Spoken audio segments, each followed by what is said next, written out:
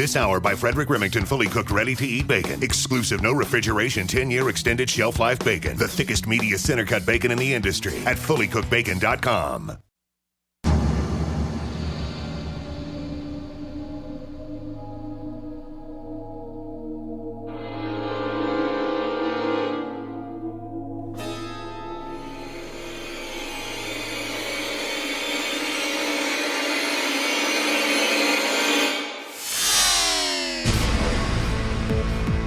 You're in the Paracast, the gold standard of paranormal radio.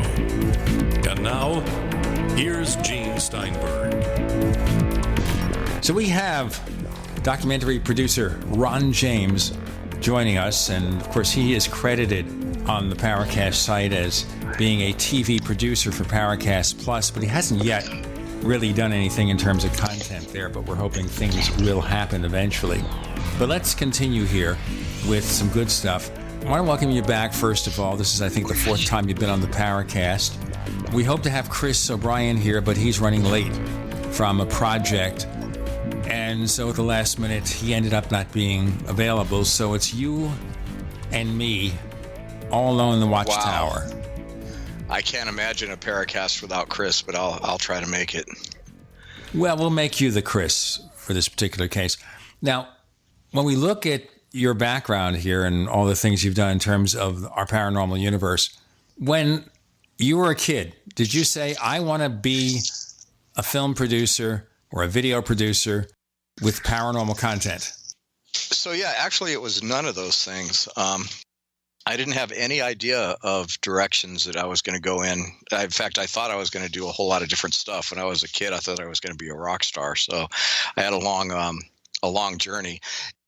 And I actually took a long time getting to the video world. I ended up in graphics and graphic arts and ad design and all that kind of thing. And I worked for several companies and then started my own. And I eventually ended up living in Florida with a screen printing company that was doing pretty well. I used to write for the magazines, and so I was very popular in the industry. And I decided to make an instructional video about screen printing, so I hired this guy to do it, and I wrote it and directed it. And that was about the time of the OJ trial, give you an idea of time frame. Oh, yes, the OJ trial. I had so much fun making the video that I decided that I really wanted to go in that direction. So I actually bought half of what used to be Joe Scarborough's recording studio in Pensacola. The deal that I made with those guys, I was producing an audio book at the time because I was writing fiction. I was actually the publicity chairman for the Horror Writers Association for a short stint. And I hired this recording studio to help me make this audio book. And the guy was having problems with his partner. And I just really, everything fell into place for me to buy half the recording studio, sell my screen printing company, and immediately go into video production. And I had never picked up a camera, didn't know anything about any of it. And within the first day, I'd actually made my first TV commercial. And within the first 6 months, I'd already started winning awards. And so it just took off from there. And then, I'd never really wanted to be a part of the mainstream kind of media machine the way it works. So I first tried to sell a couple TV shows to like Discovery Channel and National Geographic.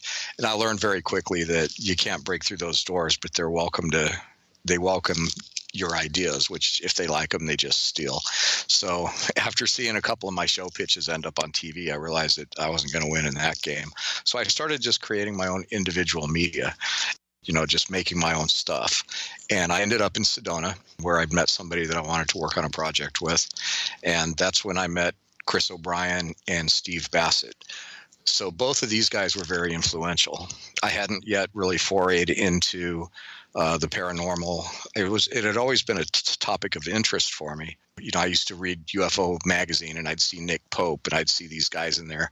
And I never thought I'd be working with them. I used to watch Stanton Friedman on TV, and I'd be like, wow, man, there's a sane voice in this world. Here's a scientist that's willing to say that maybe there's something to this.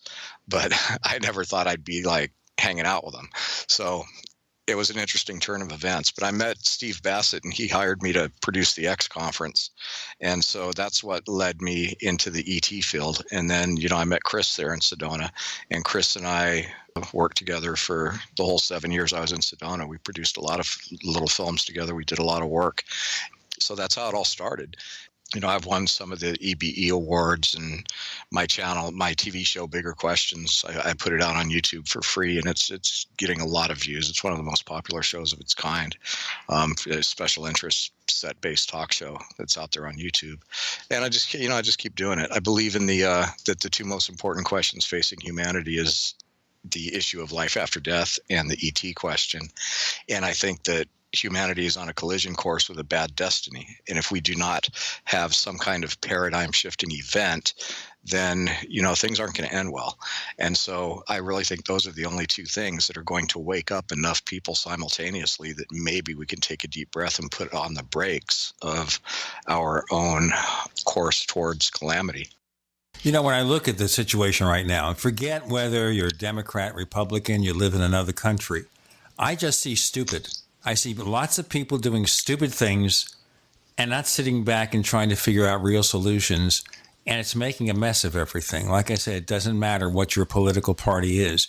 You can't think that we found any answers to anything. Well, I think it's because, we lack any kind of unifying force on the planet. There is nothing happening right now that is of any significant scope that is aimed at unifying humanity. We can say that we can sit in a yoga class in LA and talk about how advanced we are and how spiritually evolving the planet is. But, we have ISIS. So the idea that there's no real global leadership, there's no real philosophical motivation for human beings to clean up the world around them and clean up the world inside of them. And a lot of people, I think, are lost in the Walking Dead syndrome. They are literally resigned to the fact that we're just waiting around for the bad stuff to hit the fan. Well, then it might be too late. So is it possible here that the reason people see UFOs or have other paranormal experiences is not so much that there is a physical phenomenon there, but it serves as a message or a guidepost for us? Well, Gene, I think that the nature of reality is so fluid and so just really hard to comprehend that there's a very, very thin line between what's real and what's not. And so even if there's even a line there at all. So to take these experiences and these phenomenon and try to box them into something that fits with our own ability to perceive what's around us, I don't think that's effective any longer. We have guys out there right now telling these wild stories, and then we have all the people out there that are saying, "Oh, that's impossible. You're just a hoaxer." And I look at these things and I'm like, okay, if you are 5 years old and you end up being age forwarded to Mars and you spend 15 years doing something and then you get put back in your body, right back where you were when you were 5 years old, and you wake up, some people might call that a dream. Yeah, but also call yourself John Carter, because that's kind of the way Edgar Rice Burroughs wrote that character, that he falls asleep in a cave and he ends up on Mars. So my point is, we talk about, dreams being alternate realities. There's probably a lot of alternate realities out there. And if you have enough of your own personal mind power, you can create your own. So I think that instead of spending a lot of time trying to attack people's minutia, we need to realize that there's just a lot of stuff going on that we can't explain. And so it's really easy to go, okay, well, I don't believe in chemtrails or contrails, or I don't believe in abductions. It's my labs. The fact of the matter is this stuff's happening. And my personal belief is coming to the point where I think that the laws of reality within this matrix that we're living in, taking it for granted that we are living in some sort of a simulation, are so flexible that anything can happen, anything can be true, and things can be true and false at the same time, just like quantum computing. So it's really hard to box stuff in at this point. All we can do at this point is just sit and wonder at all of it and try to make sense of it all and do the best we can as people to try and be a part of a human evolution that succeeds. I think we're in a simulation. We're here to learn a lesson or evolve as spiritual beings. And since we're walking around in a human body, why not play the game as good as we can? And so that's kind of where I've been coming from lately after a huge journey. We're going into the journey of Ron James, but then we're going to talk about his association with MUFON and answer some of your questions. In any case, we also want to invite you to listen to our other radio show after the Paracast, available exclusively if you have the Paracast Plus at plus.theparacast.com. Chris O'Brien's on special assignment. We're talking to documentary producer Ron James. You're in the Paracast.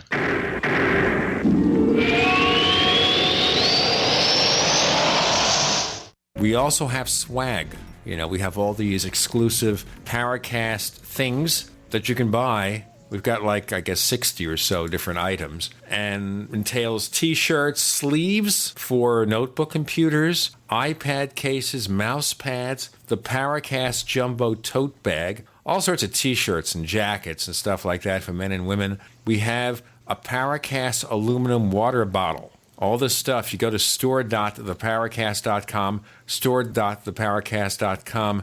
What makes it special is that the items are the best quality, great T-shirts, fabrics, and they have our official logo on them. That's what makes them special, in multiple sizes and colors. We even have stuff for children, stuff for women, stuff for men. We have all sorts of sizes, like small up to X large. A lot of good stuff. That's the swag from the Paracast. If you go to store.theparacast.com, stop by and take a shopping tour. For P150, P150GA, P150NY, P150OK, P150TN, C250A, C250E, C250Q. Not available in all states. If New York or Colorado, call for a similar offer. What's the scariest thing about going to the dentist? Opening your mouth or opening your wallet? Because just a simple cleaning can cost $100, and things like root canals can cost you hundreds more. If you don't have dental insurance to help, call Physicians Mutual Insurance Company. 1-800-656-9775. This isn't a discount plan or preventive-only coverage. This is real dental insurance that helps pay for checkups right away. So you can call today and get your teeth cleaned tomorrow. Plus, it helps cover the more expensive procedures you might need down the road. Fillings, crowns, bridges, even costly dentures. There's no deductible and no annual maximum. Your acceptance is guaranteed for one of these insurance policies, even if you're retired. There are no networks, so you can choose any dentist you'd like. Call now for a free information kit with all the details. 1-800-656-9775. That's 1-800-656-9775. 1-800-656-9775.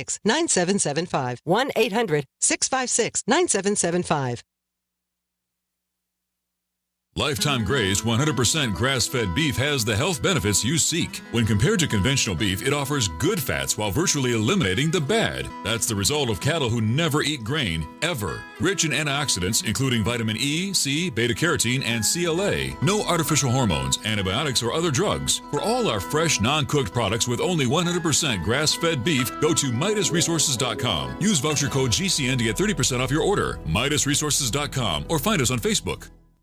Have you checked your Google search results lately? Search results are usually the first impression that people form of you or your business, so make sure that they create a positive impression with ReputationDefender.com. What the internet says about you can have a big impact on your life and your livelihood, even if it's not true. Fortunately, you can now control how you look online and in online search results with ReputationDefender.com. Call 800-831-0771 now. That's 800-831-0771 for your free reputation analysis. If you have negative material from an ex-employee, upset patient, or former client, newspaper article, legal issue, social media, or other source showing up in your search results, you can combat it with ReputationDefender.com. Our dedicated experts in patented technology can help make your online search results look their best. Call 800-831-0771 to learn more. 800-831-0771. That's 800-831-0771. Or visit ReputationDefender.com. Are you looking to become more self-sufficient? Then you need to have your own energy source. The Solark EMP hardened generator is automatic, maintenance-free, and reduces your monthly electric bill. You can also take it off-grid when you go camping. Contact PortableSolarLLC.com or call for details at 972-575-8875 today. Portable Solar LLC gives you everything you need to start using solar energy in less than 1 hour. Solark EMP hardened solar generator energy insurance for your family or business. Call Portable Solar LLC today. We'd like to hear from you. If you have a comment or question about the Paracast, send it to news@theparacast.com. That's news@theparacast.com. And don't forget to visit our famous Paracast community forums at forum.theparacast.com. Ron James, number 4 attempt to join us on the Paracast. We're going through his background, his beliefs, and everything before we get into a lot of the specific stuff. But do you think, therefore, that this is the Matrix universe and that we're in cocoons or something right now? That you and I are sitting in a cocoon, we're generating a collective or individual reality? And if we know that, maybe we can change it? Well, I think the idea of sitting in a cocoon is still basically assuming that there's a physical form. If you're an energetic being able to take the energy and create a physical reality around you, there is no real physical reality. And that makes a lot more sense, especially according to physics and what people on the cutting edge of physics are starting to look at, than that we're in a cocoon somewhere that's a physical place and we're just dreaming this reality. I do a lot of stuff with Nassim Haramein. I just helped him screen his new film in Sedona, and I actually had a chance to sit down and talk to him. He's got a fascinating new theory, and a lot of people say, Nassim's stuff is fringe science. It's not peer-reviewed. It's too metaphysical. But he has actually sent his latest theory in for peer review and gotten very positive results. And the basic layman's version of what he's saying is that they're always saying that consciousness exists in the brain. Neuroscience says that when the brain dies, consciousness dies. But Nassim is saying that looking for consciousness, memories, and individual inside the brain is like opening up a radio looking for the guitar player. It's not there. And he's saying that with all the brain research that's been going on, they still can't really find where we store memories, which is, arguably the largest data set that would be part of the human brain function. And so what he's proposing is that everything exists in the energetic ether. Reality, we all know, physical reality is formed by vibrating energy. It's really not here. The illusion of a table, it's not really a table. It's energy. That's pretty well accepted throughout science. So we already know that the illusion of physical reality is truly an illusion. And so what he's saying is that energetic matrix that makes up the sum of all consciousness is also where our consciousness is housed. It is not in our brain in a physical form. It is part of that energy. And that each human being, in order to come into this simulation, is tuned to a certain frequency that experiences that consciousness. So our individuality is really a frequency inside of the energetic hologram. So when you start thinking about that, if he's right, it proves life after death scientifically. It proves that the existence of the consciousness transcends the death of the physical body. And it plays into what we're starting to realize about our reality. And more scientists are piling onto the idea that, hey, this very, very well could be a simulation. There's a lot of experiments going on that are really starting to look at this. There's even one over in France, I believe, where they're trying to figure out the pixel count of the illusion. In other words, how high res is this? And with quantum computing, David Deutsch is an author who says that, once we develop quantum computing, we're going to be able to create convincing artificial worlds. And by using the calculations inside the Turing principle that says that, things will exponentially grow, and that if something is possible, it's probably already happened somewhere. It almost brings us to the world now of VR and AR. Oh, yeah. Things that we're experimenting with existing computer systems. In fact, Apple has made a big investment in that, in its future operating systems, where suddenly hundreds of millions of people will take advantage of this. But that's still many steps removed from what you're talking about. But the concept is there. That we exist in totally this faux better. reality, and now we'll have a faux reality that's no different from our real reality. We see it on TV all the time. A long time ago called The 13th Floor that really explored that. It was way ahead of its time. And there's another example recently on the Sci-Fi Channel. There's a show called Dark Matter.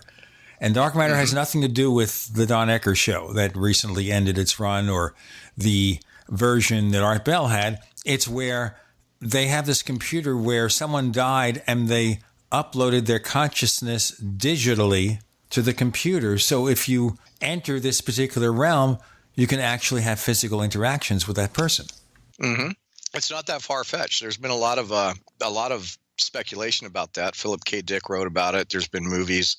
The whole idea that we could transfer consciousness into artificial intelligence, into an artificial intelligence scenario is possible, I think. We're not going to see it in our lifetimes, but it just goes to show that the fabric of reality and the walls of the illusion and the rules of the illusion are very flexible.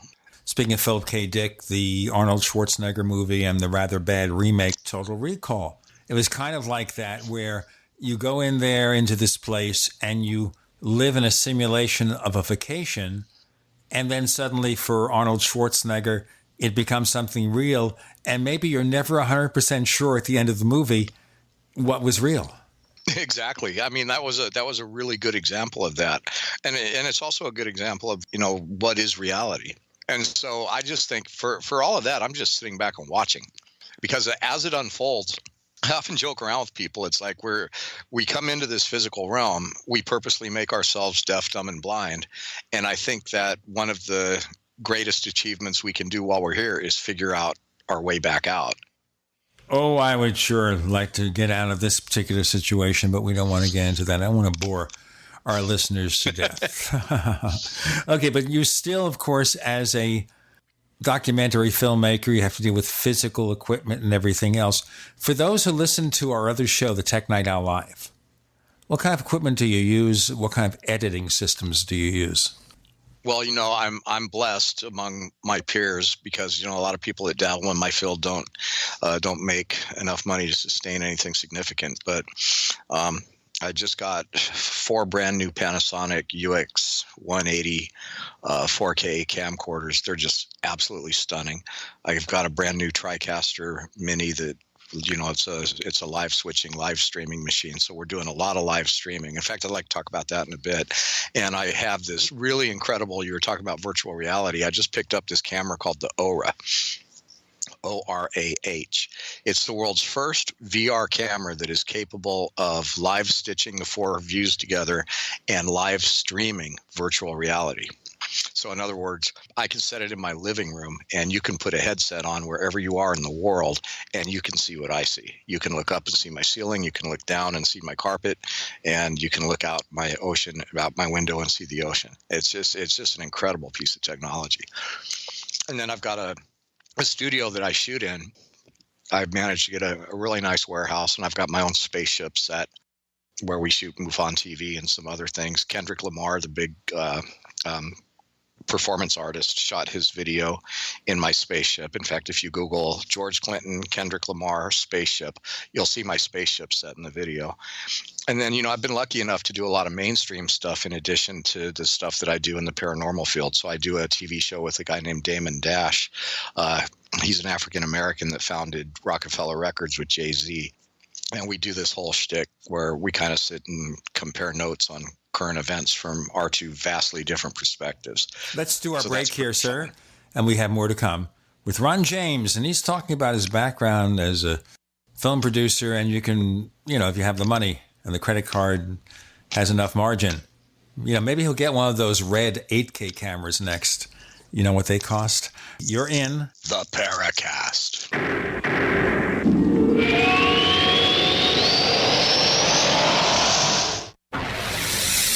You are listening to GCN. Visit GCNlive.com today.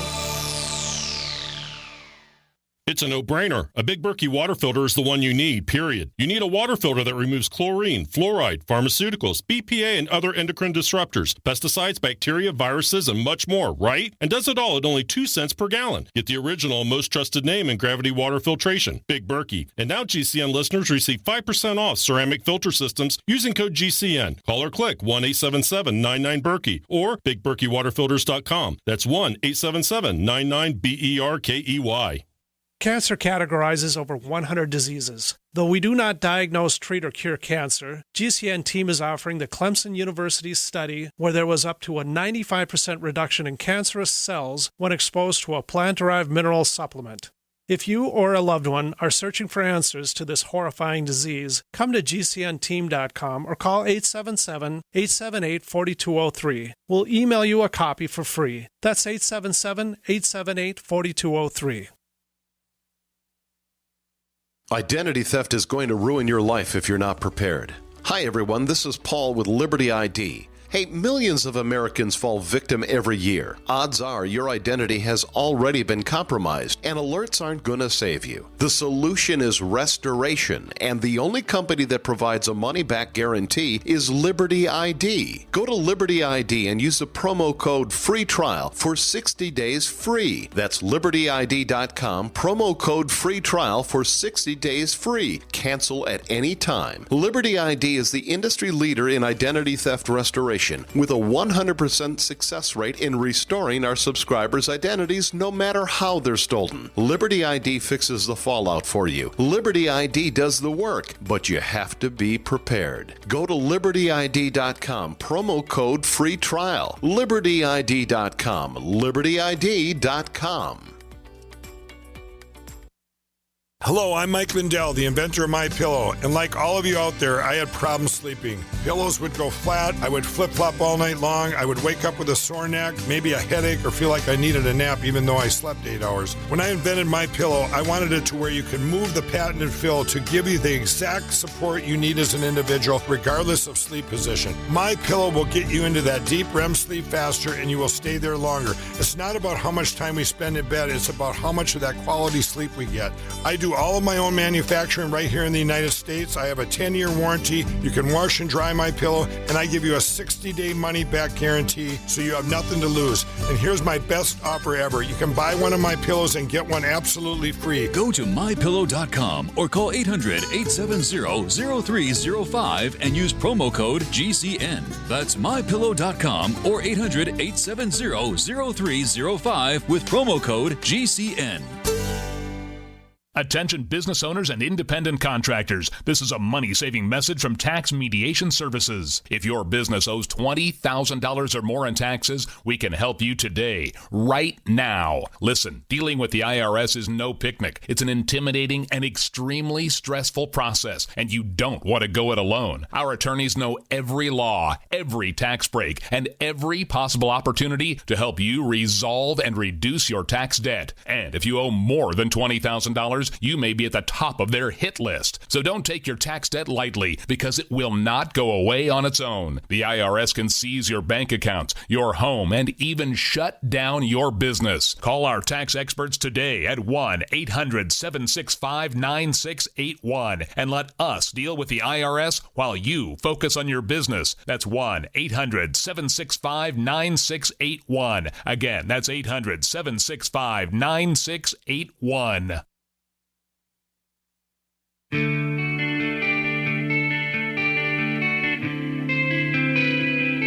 This is Jerome Clark, author of the UFO Encyclopedia and other books. You're listening to the Paracast.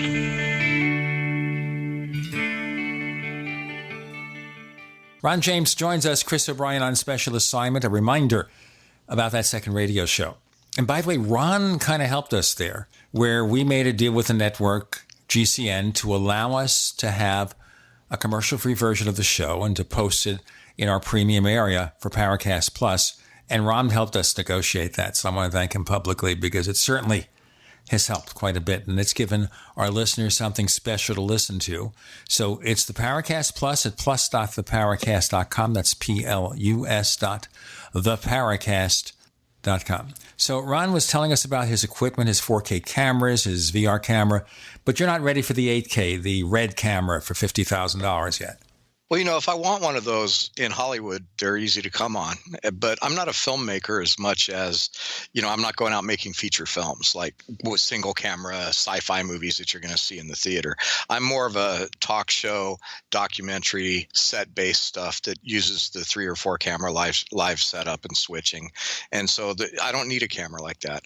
But again, in LA, we have a website called ShareGrid. And if you need a red, you just hop on ShareGrid and you can have it for $400 a day with an operator. So, that stuff's out there. It's easy to get. There's nothing that we can't offer our clients as far as what they want. I do a lot of video production for companies. I do a lot of video production for TV shows. I do stuff that ends up on DirecTV. So, that's kind of how I pay the bills, besides doing my own things. So anything that's out there we can get. What about in terms of editing? What kind of equipment do you work with? So I have the new Mac Pros. I've got 2 of them. And then I've got 2 flat screen iMacs. And then I've got 2 of the older Mac Pro Silver Towers. So I've got 6 edit suites altogether. And I was on Final Cut, but Apple committed suicide, in my opinion, with that. They definitely made the mistake of moving to Final Cut 10, which is incompatible with anything. So I jumped over to Premiere. And so I'm a big fan of the Adobe suite, and it's pretty much what I use. Sometimes people will ask for Avid or some other format. And if necessary, I'm know enough about that stuff to be able to get the job done. You do know, of course, with Final Cut Pro 10, they have made huge numbers of changes over the years to try to restore the silly stuff they pulled out. Yeah, but it's too little too late. When I realized that I couldn't work in Final Cut 7 anymore because the new codecs just weren't – the software just couldn't handle it. So when everything went to AVC HD, which is an acquisition format that Panasonic likes, I'm running Panasonic cameras, it just wasn't working in Final Cut. And when I jumped into Final Cut 10, it was like, I don't want to have to learn this stuff again. So I downloaded a trial version of Premiere, and it took me less than a day to move from Final Cut 7 to Premiere because they were so similar. And honestly, when you're doing what you do, you don't have time to abandon ship and learn a new software program. I needed to get the job done. So I just switched. And if Apple's trying to make up for it, that's fine, but they missed the boat. Well, look, they're still selling your computers. Right now, they're selling Final Cut Pro 10 for $300, so I doubt that they're really making that much money. Are you going to consider, by the way, getting back to technology, and then we'll leave it, this new iMac Pro, a $5,000 computer workstation with a standard 5K slim iMac? Yeah, I haven't looked into the tech specs on it.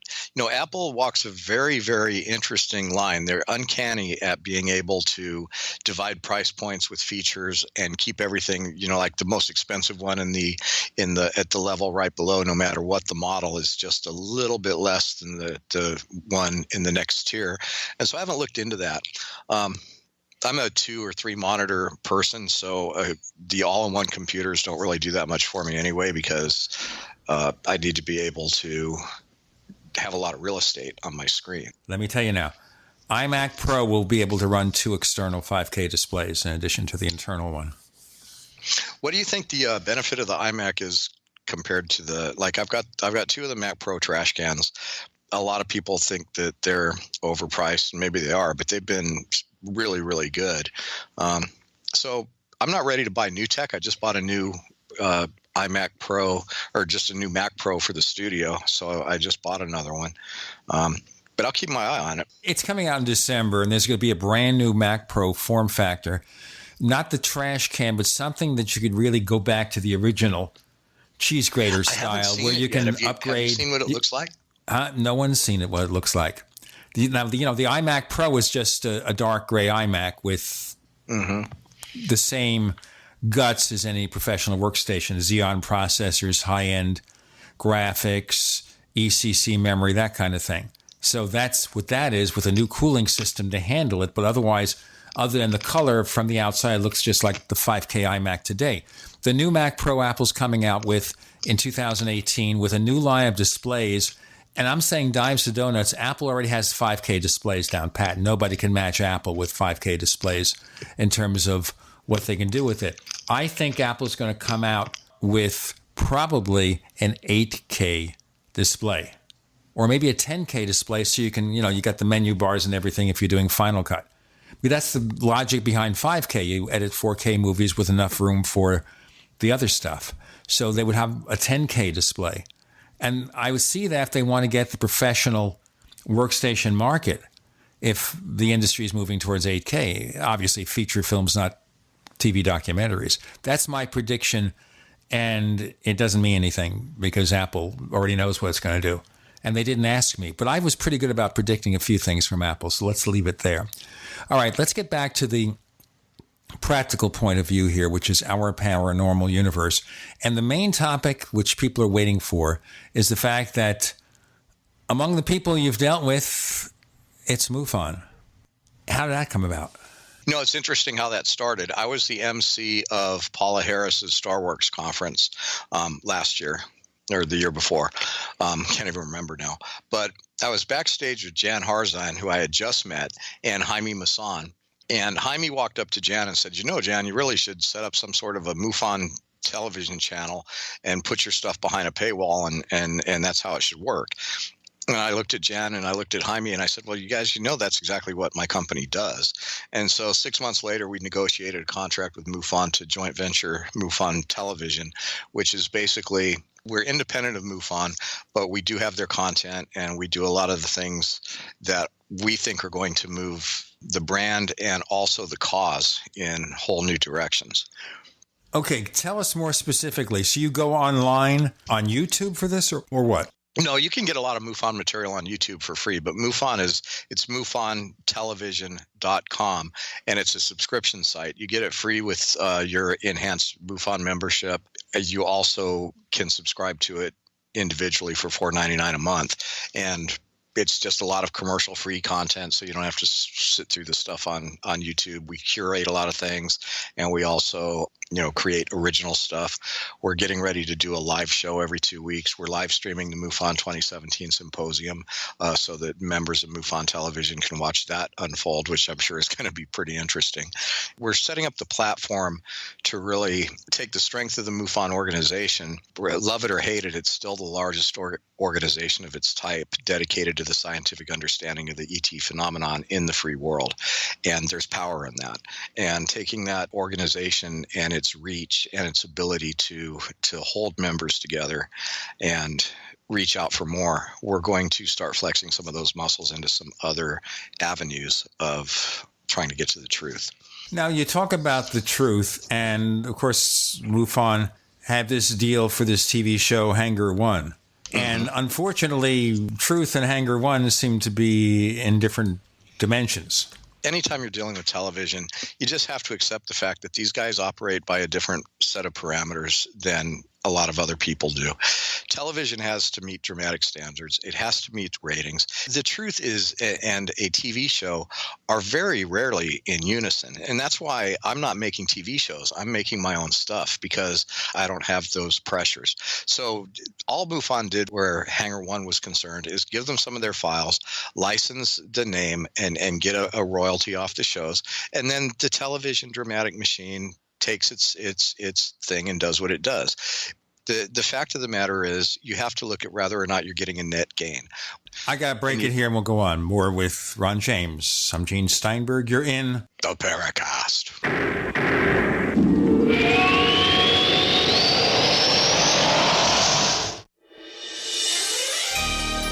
Thank you for listening to GCN.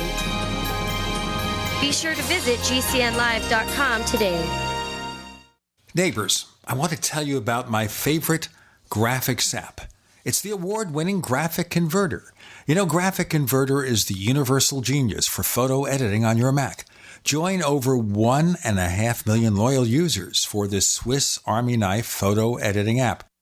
It gives you all you expect from a top-flight image editing app with tons of features, and most important, it's easy to use.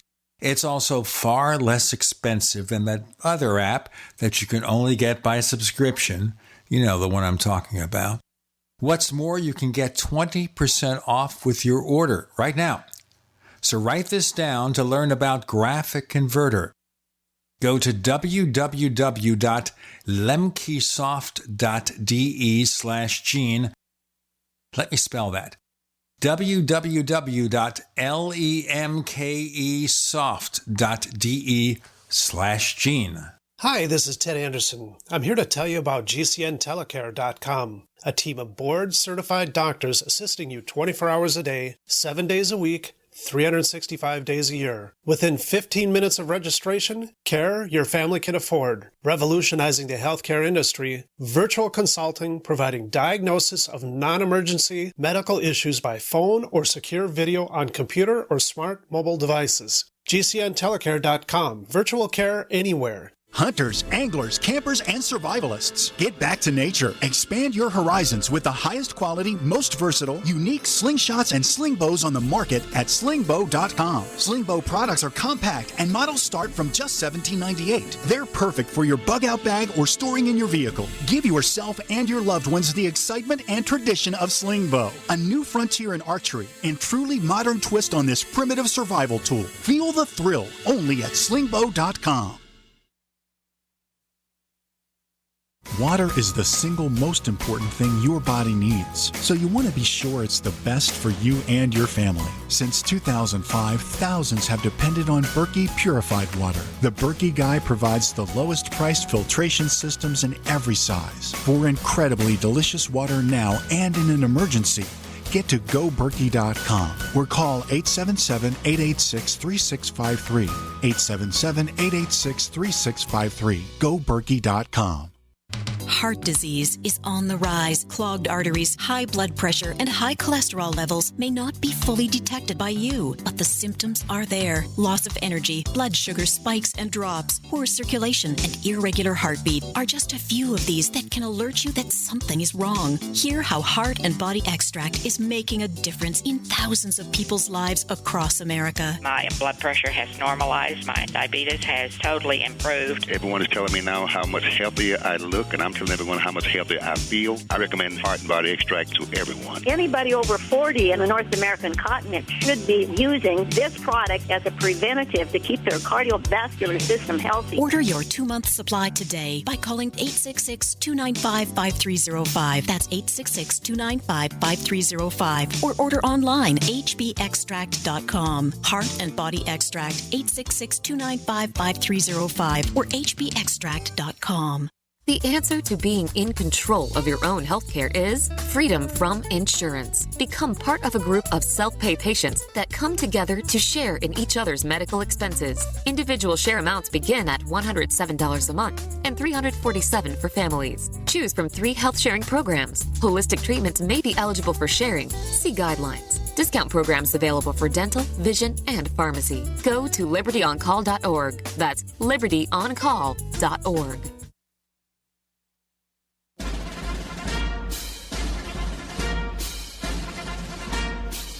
Hi, it's Grant Cameron from presidentialufo.com.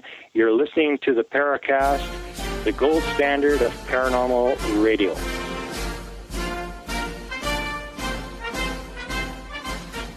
So Ron James is telling us about the Hangar One show.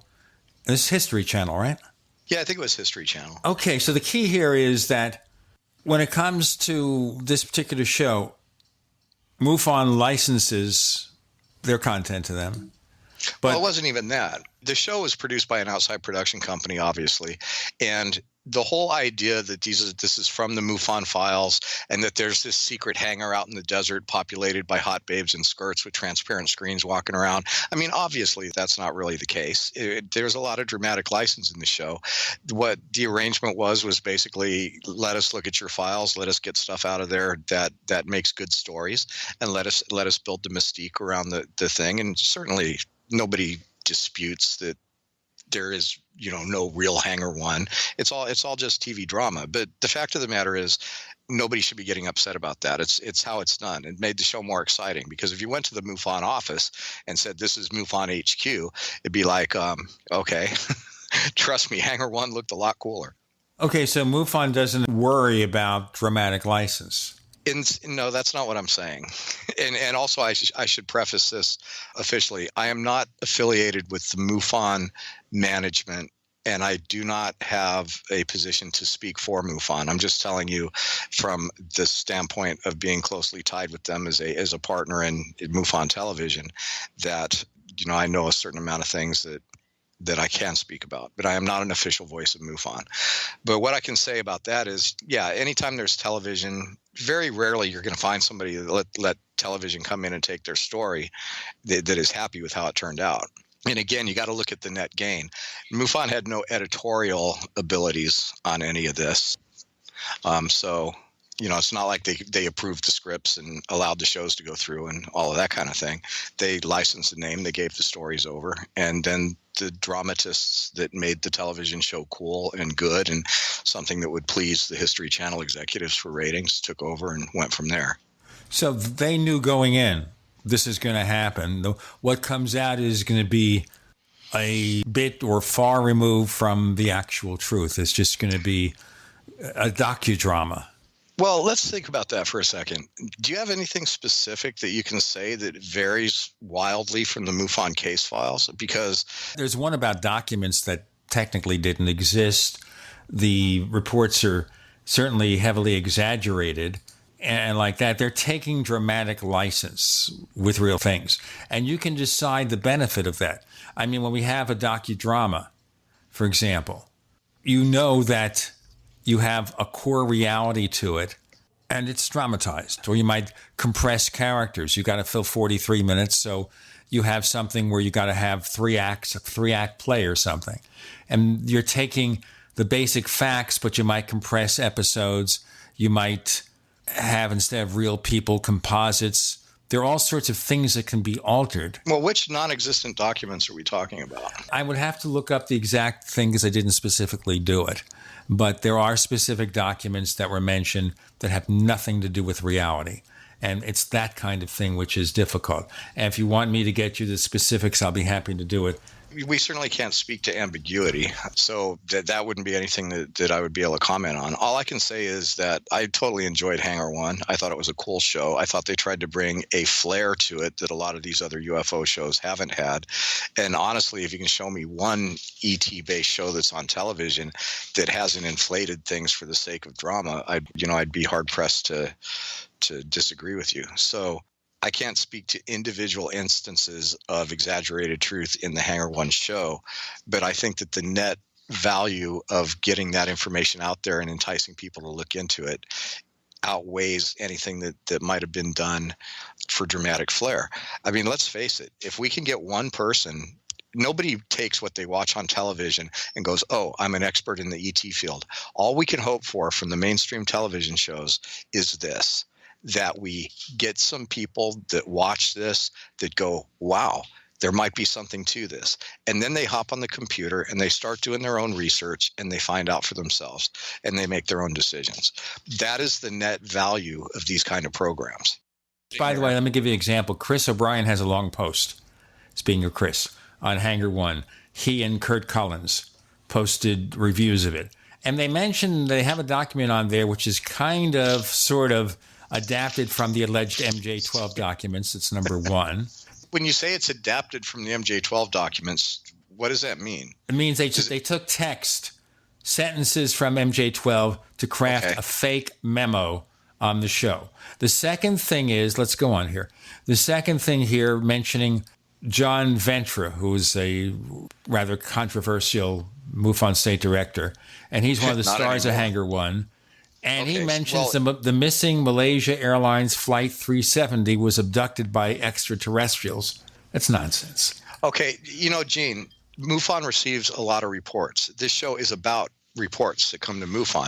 If somebody hits MUFON with a theory about what happened to a flight or a theory about anything, 90% of the reports that come into MUFON are debunked immediately. So if somebody wants to grab a report and say something like that, fine. I find it hard to believe. I'd have to look and see it for myself, but I find it hard to believe that John Ventre went on television and said that he believed and MUFON believed that the flight was abducted by aliens. He might have said somebody said that, or that is a theory, or that is a speculation, but I can hardly believe that was allowed to be put on as an official stance of the organization. Well, from what we're looking at here, yes, there are several stories posted online that's what he believes. No, that's what he's saying, and that's what he believes. And the argument here I'm making about this is it's one thing to compress details to fit 43 minutes. It's another thing to take something with all the really good sightings available, lots of good sightings available, and take one and come out with an outlandish theory. Because I'm looking at the link right now, and that is definitely what this guy believes. Okay. Well, Gene, let's face it. We are in a field that at this point in time is nothing but outlandish theories.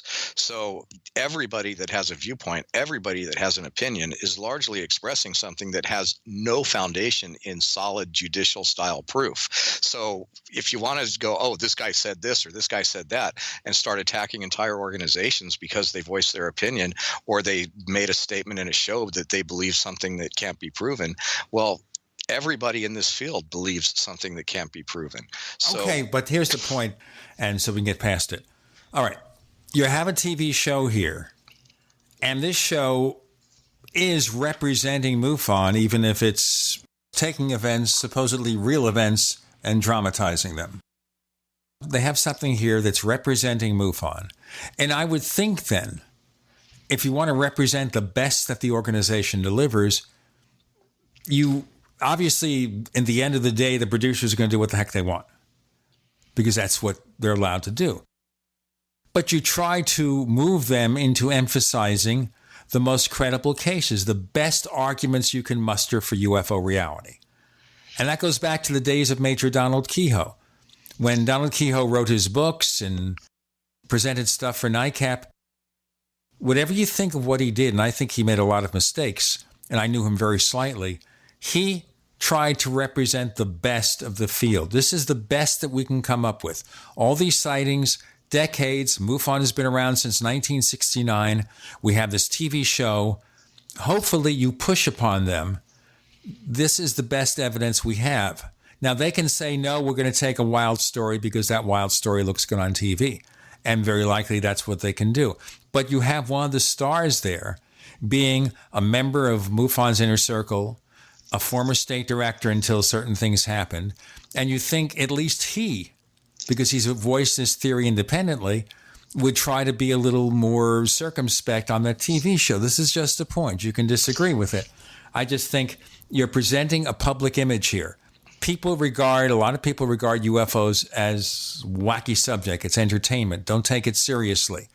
Certainly the mainstream media, for the most part, will say, well, UFOs, that's just a story they run when it's a light news day. They don't have to worry about Russia and Donald Trump and everything else. That day, we don't have anything. Oh, we've got this interesting UFO sighting. 1,000 people reported a strange light in the sky, or somebody reported something in their backyard that attempted to land. That kind of thing. That's when UFOs get to play. Or, of course, when Hillary Clinton was interviewed on the subject and referred to them as UAP, the more technical term for UFOs. And that, of course, seemed to have credibility. Here's a presidential candidate who wants to do a real investigation of UFOs.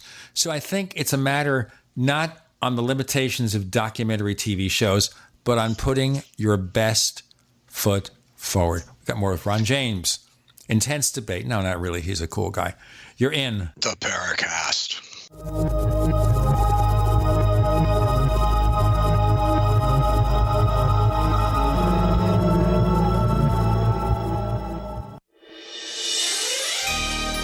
Thank you for listening to GCN.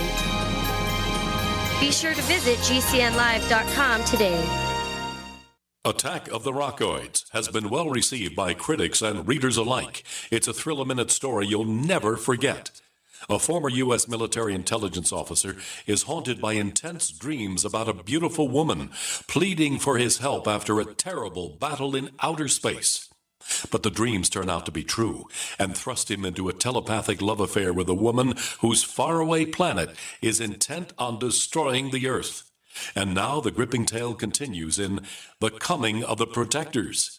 It's the second book of the Rockoids trilogy, a galaxy-spanning adventure that pits our hapless heroes against powerful, fanatical enemies that threaten the lives of freedom-loving beings everywhere. Attack of the Rockoids and The Coming of the Protectors. Classic science fiction at its best, available now. For more details, visit rockoids.com. That's ROCKOIDS.com. This is Dan Pilla. Do you owe the IRS money you can't pay? Are tax debts crippling you? I've defended people from the IRS for over 30 years. I've helped thousands, and I can help you too. I wrote the book on IRS settlement, and I'm telling you, there's no such thing as a hopeless case. Call 800-34-NO-TAX to finally get free of IRS debt. With the IRS's new programs, there's never been a better time to solve your problem. Call 800-34-NO-TAX. That's 800-34-NO-TAX, or my website, danpilla.com. If there's a toxic chemical, biological, gas, smoke emergency while traveling, at home, or on your job, are you protected? Are you prepared? There are over 400,000 fires in the USA every year. Up to 85% of all deaths in a fire are due to smoke inhalation. 3 minutes without air, and we as humans will die. Be prepared and escape safely with our Safe Escape Smoke Hoods, giving you up to 60 minutes of breathable air protection. Order yours online at ase-safety.com. That's ase-safety.com. And get up to 40% off, plus free shipping.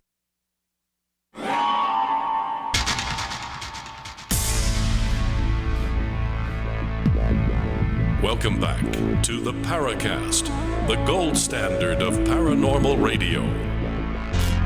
And now, here's Gene Steinberg.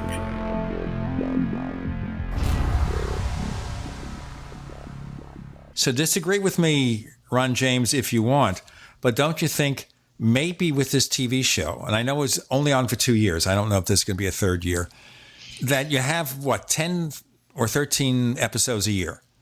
you want to put your best foot forward, don't you? Well, you do, but you also, please understand that an organization like this had not done anything like that before. So it was new ground. It was groundbreaking. It was a fantastic opportunity. I'm not going to say yay or nay that I agree or disagree that mistakes were made, because really that we could debate that forever. But the fact of the matter is that any organization finding its way and trying new things is going to do things that can become controversial. It's not a reason to trash the organization, and it's not a reason to trash the people behind it. Anybody that thinks that MUFON is this big giant organization with a ton of staff and infrastructure and they're capable of doing all this stuff has the wrong picture. It's this small core group of very dedicated people who are overworked. The very few that actually get paid very little. There is no team to oversee and approve scripts. There is no big thing to say, oh, we have to make sure that every little thing that gets out there is going to be absolutely perfect. It's just not that big a group. And so you have a lot of people doing the best they can. In the case of John Ventre going on the show and putting his face in it, he was in the right place to be able to make that possible. And you know, he certainly maximized his appearances on the show to boost his own presence in the field. You're dealing with, an ability to not have total control. And you're also dealing with a situation where it's just people and everybody has their own agenda and everybody has their own thing that they want to move forward. Is it perfect? No. Is it something that's worthy of attack? No. I would have much preferred to take the last 15 minutes and focus on the people that are really causing harm to every human being on the planet by not telling us the truth. Because every time we have an infight like what's going on with MUFON right now, we are letting the people that are pulling the puppet strings turn us into a bunch of street brawlers when really we should all be getting together no matter what our differences and focusing on going after those guys who have been lying to us for as long as they've been lying to us. They're the real enemy. MUFON is not an enemy. MUFON is not an organization that needs to be attacked. They're doing some of the best work out there and they've been doing it for a very long time. Let's get together and quit attacking each other and turn our faces towards the people and the organizations that really deserve the attack. Okay, let me ask you a question here. MUFON started out in 1969 as the Midwest UFO Network, kind of a splinter group from APRO, and I won't get into the mechanics or background of that. 1969, it's now 2017 as we do this show. What, as a practical matter, has MUFON accomplished that we already didn't know about UFOs in 1969? Every day sightings happen all over the world. Nobody has a more extensive network of field investigators and an organized scientific platform to study and investigate these occurrences. They deploy people on a daily basis to go do the interviews, gather the evidence, take the pictures, publish the reports. There's nobody else doing anything like that. Every single day, MUFON is making a bigger contribution to this field than anyone. To even ask that question, Gene, seems to me to be just a little bit naive. Nobody else is doing this. Okay, There's but wait. Well, individual researchers are doing investigations, not big organizations. There aren't that many. But what you're not answering is they're collecting lots of sightings over the years. What do we know today significantly that we didn't know in 1969? What do we know? After all this work they've done, decades and decades of research, what do we know today of a significant nature we didn't know then? Well, I think the mounting evidence creates more knowledge. Okay, the fact of the matter is that just like Project Blue Book, for dozens and hundreds of sightings, it's not those, it's the ones you can't explain that matter the most.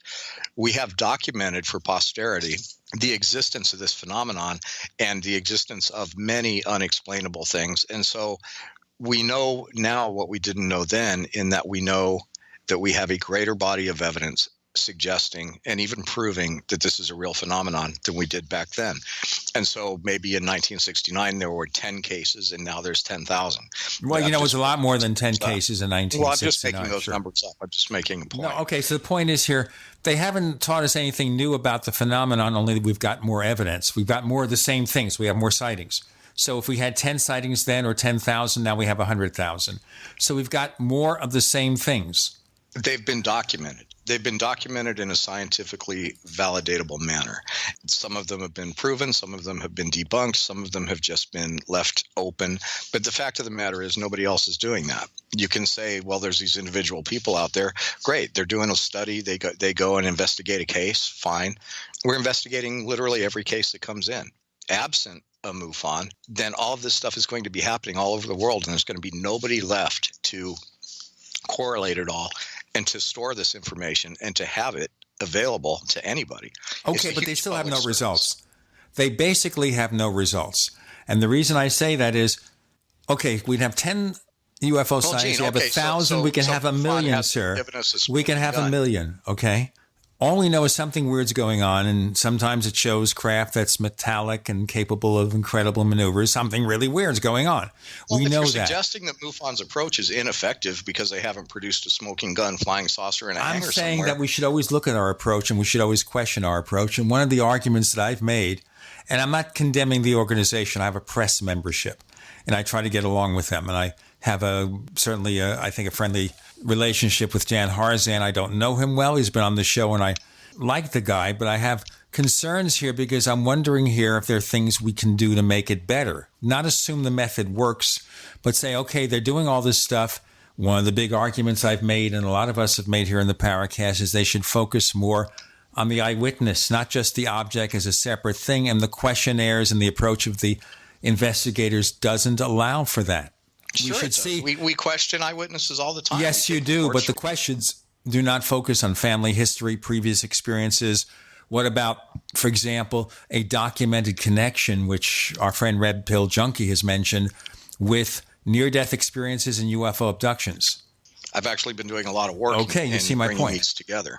So you see my point. My point is that MUFON is focusing more on the event. That's how they started, but they are expanding. That is why I really wish that instead of sitting here trying to point out everything that's wrong with MUFON, let's talk about where they're going and some of the exciting new things that are happening. Sorry, I think here if we have a broken tool, we should find a way to fix the tool to get some more progress, because I don't see the progress. I'm looking at what MUFON was saying in 1969 because I got the newsletter then. I've been around here long enough. And I'm looking at what they do now, and the newsletter is fancier. It's got an online version. It's digital. But I'm reading the same stuff. You change the dates, you change the names. It's the same stuff. It hasn't changed at all. And I haven't seen any results that show a significant change. Bureaucracy takes a long time to shift. The Over fact 60 of the matter years? is MUFON has a strength that no other organization has. And as it changes and evolves, and it is and it will, that strength is really its ultimate source of the ability to expand. You don't trash an organization, you repair it. Okay, but that's the point we're making. That we have now 48 years of MUFON. 48 years. And this has got to be a pretty big bureaucracy if after 48 years we still have questionnaires that focus primarily on the event as opposed to the eyewitness. Do they have background seeing paranormal events? What about the family history? We've got a whole new body of research that's looking into the human aspect of this. There's the abduction phenomenon. There's the whole life after death connection to all of the paranormal stuff. And the people from Free, we're all in the same team in looking at the ways that this stuff fuses. The Dr. Edgar Mitchell Foundation, I've worked closely with their team. There's a lot of research going on behind the scenes and a lot of alliances that are going to help us pin this stuff together. Are we making a lot of noise about it? No, because we're putting it together and getting some conclusions. But all of this stuff is happening. Since Jan Harzan took over MUFON, he's managed to make a huge amount of positive changes, including shoring up the organization, increasing revenue, increasing its reach, increasing a lot of things. I don't think anybody could do a better job, for better or for worse. MUFON is on the move. More to come with Ron James. I'm Gene Steinberg. You're in the Paracast.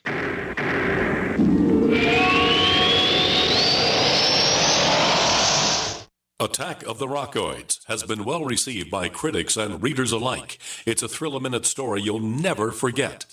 A former U.S. military intelligence officer is haunted by intense dreams about a beautiful woman pleading for his help after a terrible battle in outer space.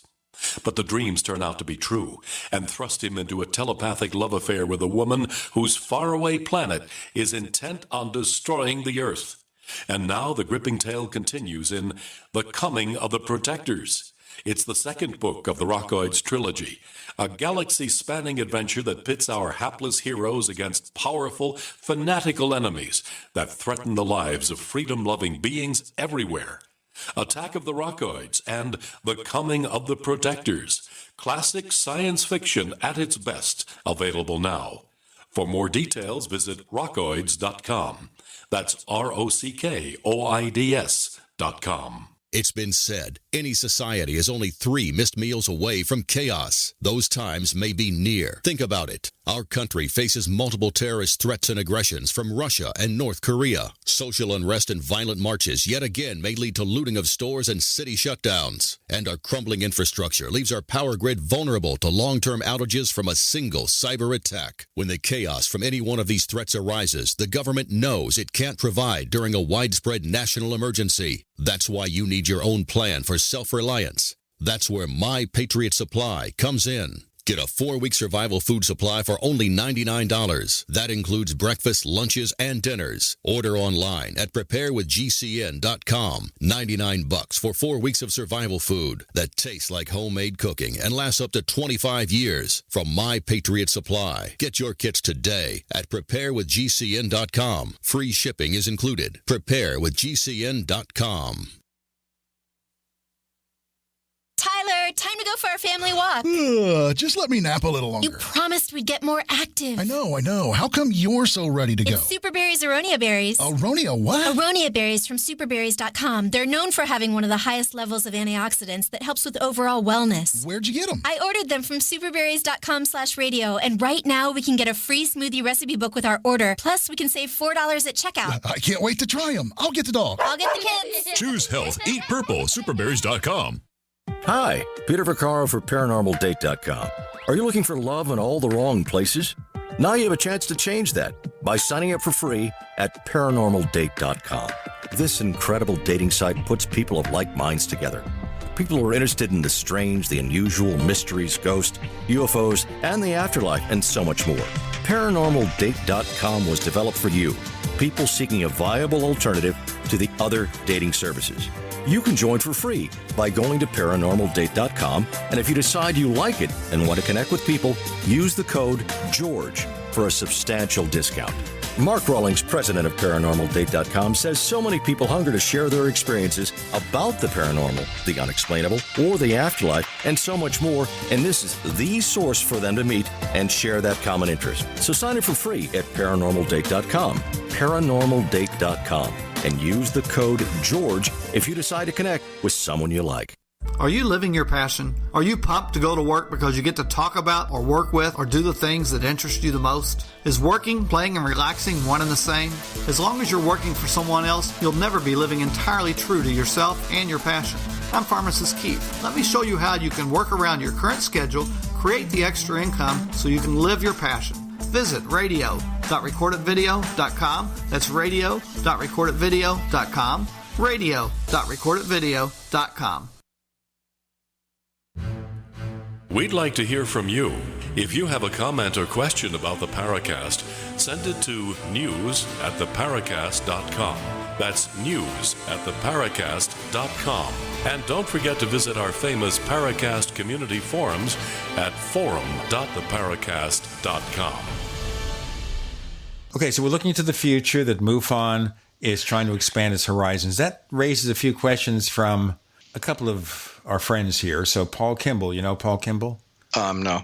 Okay, he's a documentary filmmaker from Canada who's been on the show many times, former guest co-host.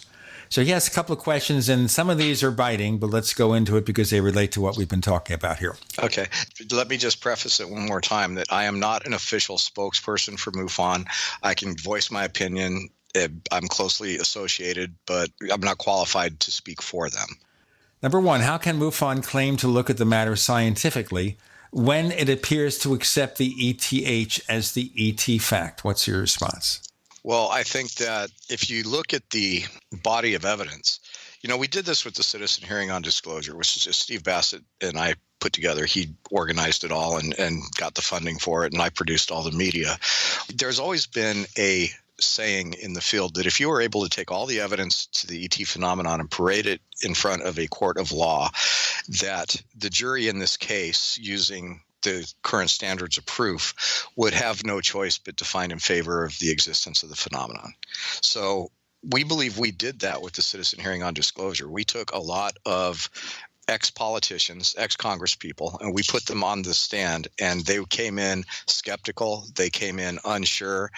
But when they left, when we had finished presenting the evidence, they were all unanimous in agreeing that there was something to this phenomenon. So when we say that we're approaching it from a scientific standpoint, but we take the stance that something is absolutely happening, I think there's enough evidence out there that justifies that position. Now, can we say specifically exactly what's going on? Like, can we say for sure that a certain incident was really ET related? Probably not. But at the end of the day, there's enough evidence out there that if anybody really took the time to weigh all of it and did it with the same standard of proof that governs our judicial system. Again, if you're doing scientific research into UFOs, you can say it does appear to be a real phenomenon. We'll go with that. But then they talk about scientific exploration, but they're advocating ETH. And as a matter of fact, Jan Harzan said on this very program, he was rooting for it. Now, if you're going to do scientific research, you don't reach a conclusion yet. You first look at the evidence and let's look at all the possibilities. And it looks like from the earliest days with MUFON, it was ETH. You go back as many years as possible, and the general consensus was it's ETH. And it may very well be, but we haven't proven that yet. We can only say something's going on, we don't understand it, and we need to. But if you prejudge the conclusion, doesn't that color your work? I think that the people in the organization are entitled to have whatever personal opinion they want to have.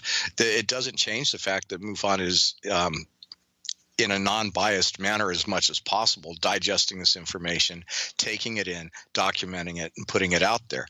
All of these field investigators that are out there, you have to understand, they're doing it because they have an interest and a belief in the phenomenon. Does that mean that their data is wrong? Well, it's the only data out there in a lot of cases. So what could be said about that? The scientific exploration of something and the personal belief in something are two completely different things. And above all, MUFON is an organization of people that believe in this stuff and have seen enough and are curious enough. So I'm not going to say that to have that position and to get behind those things is a bad thing. Again, people are invited to come in, explore, do their own research, and make up their own minds. We're back in a situation where it's like, let's trash each other while the real elephant in the room just continues to sit there and fart. Okay, but here's the thing to bear in mind here. Because you disagree with something doesn't mean you're trashing them. You're simply saying, this hits me the wrong way. I don't like a policy. That's not trashing. Responsible criticism is you got to criticize yourself. Let me go on here. Okay, because there are a couple of other things I want to mention about Paul's question. And that is, some controversy has arisen about this group called Inner Circle, where people who give $5,000 or more every year, which someone would do that with me, $5,000 or more every year become part of the MUFON Inner Circle. How much influence does this body have with the organization? Okay, I know personally some of the people that are in this inner circle. I work with them a lot. Jan's stance about that is that this is any organization. Like if you pay extra money to Paracast, you can live chat with Gene. How much influence does that put on you to shape your show? Unfortunately, there is no such feature, but go ahead. Well, look at Coast to Coast. The inner circle thing they have there, the Coast Insiders. You get perks, and what I'm saying is, anytime you have an organization that is surviving on donations, you have different donation levels and you have different things that you give out for different donations. And most of that is largely what you would call ceremonial, like getting an honorary degree from a university. If the idea that there's these backroom cigar-filled smoke conversations happening where policies are being decided out of the public view, it's just a little bit far-fetched. MUFON's not that big. If somebody wants to make a phone call and say, hey, this is my opinion about something, anybody in MUFON can make that phone call. In fact, one of the things Jan's doing constantly all day is talking to members. So MUFON's run by a board of directors. That's where the decisions are made. If somebody has influence, yes, but any one person who made a donation is not going to be able to sway the organization in any specific direction. There are 13 members of the Inner Circle. 4 of them are present or former international directors of MUFON. Now, I'm not looking at the cart or the horse here because I don't know. But if you have a group of high donors, if you look at these donors, the people who are giving the most money to MUFON, and you see almost all the recent directors of the organization in that list, that implies something, even though it may not be true. I don't know about the cart or the horse. Well, it may just be when they're looking for a director, they look for somebody who might have the time and be willing to give up a part of their life to do this, in which case they probably ought to have enough money to survive and not depend on MUFON for it. So is it the cart or the horse? Why are 4 out of 13 present or former directors? Because they're passionate people. You know, Jan Harzan came into MUFON making a lot more money than he makes now, okay? He does this because he is genuinely interested in the subject. And to imply that this inner circle has some kind of influence, at the same time previously we're talking about how MUFON seems to have not really reinvented itself or made any progress in the last X number of years. If there's this mysterious inner circle influencing something, wouldn't you see radical change happening that there's no other explanation for? Nobody is doing anything that really deserves this kind of scrutiny. MUFON is doing the best it can to advance its agenda. It is not funded to any ridiculous amount. And the truth of the matter is, I've seen Jan get run through so many ringers that if it was me, I would have looked at what I'm getting paid and I would have walked a long time ago. He's dedicated to the cause, and he has the full support of the people behind him because they understand that. This is not a guy that needs the money that he gets paid. He gave up a very lucrative, promising career to go and do this for only one reason, because he's passionate about the subject. Let's do our break here. Ron James and Gene Steinberg are in the Paracast.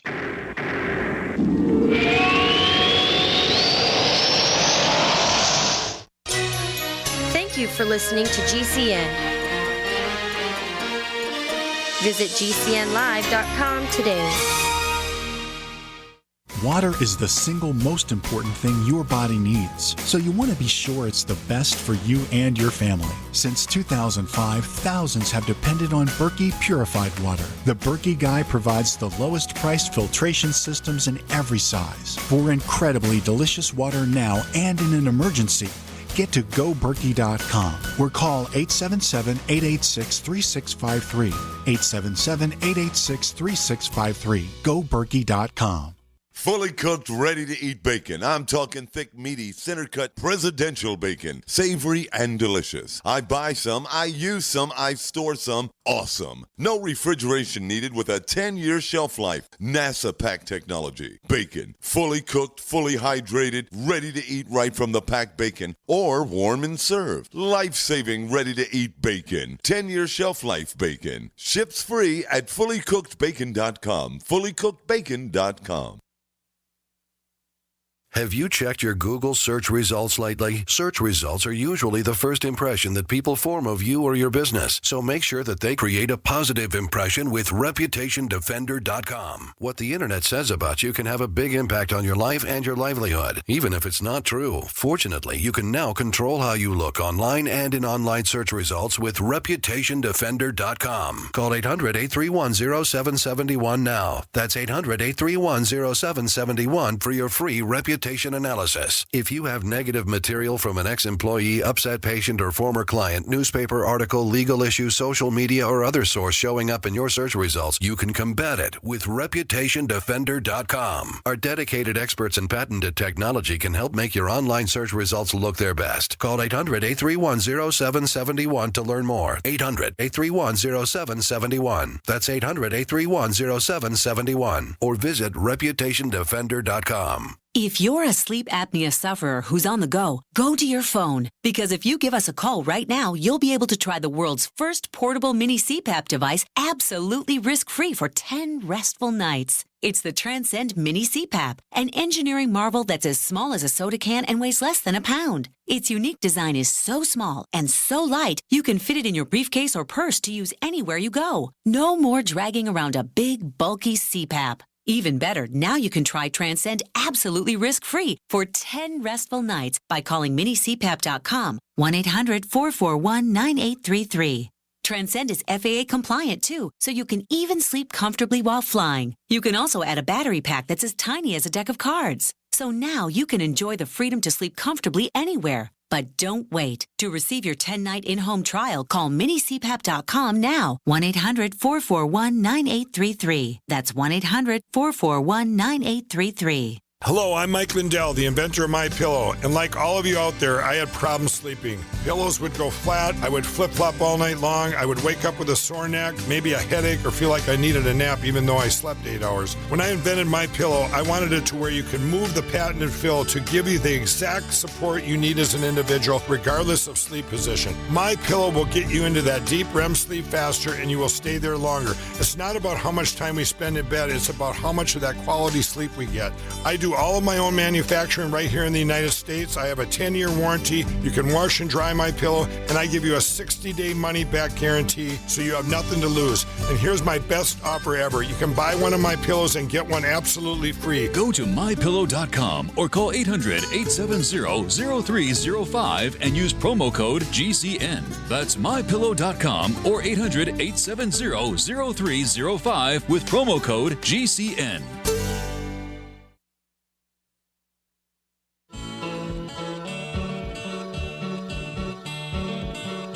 This is Micah Hanks of the Gray Alien Report, and you're listening to the Paracast, the gold standard of paranormal radio.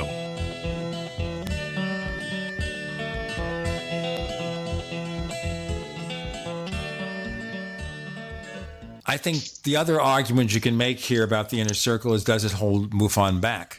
Because of the fact that you have these people who have influence within the organization. That's another thing. All right, but let's leave it there because we can't prove anything one way or the other. Let me just address that. That's an interesting thing. As progress is being made, there's always going to be the so-called old guard that wants to keep things the same. But I think that there's a real openness within the organization now.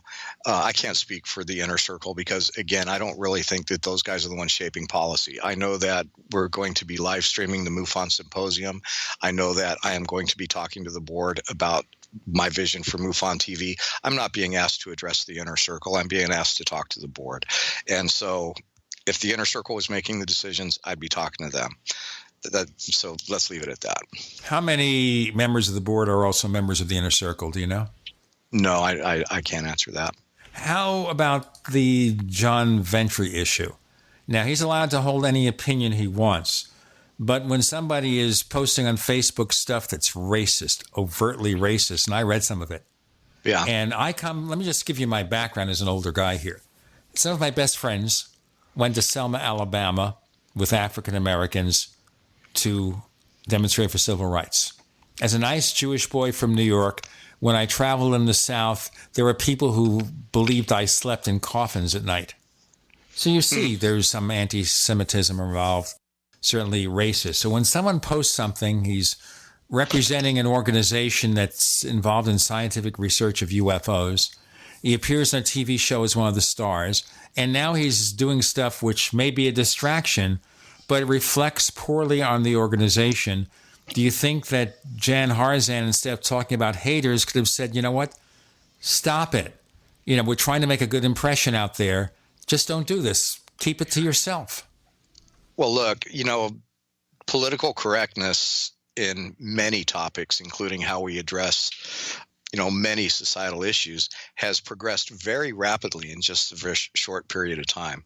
So opinions, I read what John said, and I think it's horrible. And that's my opinion.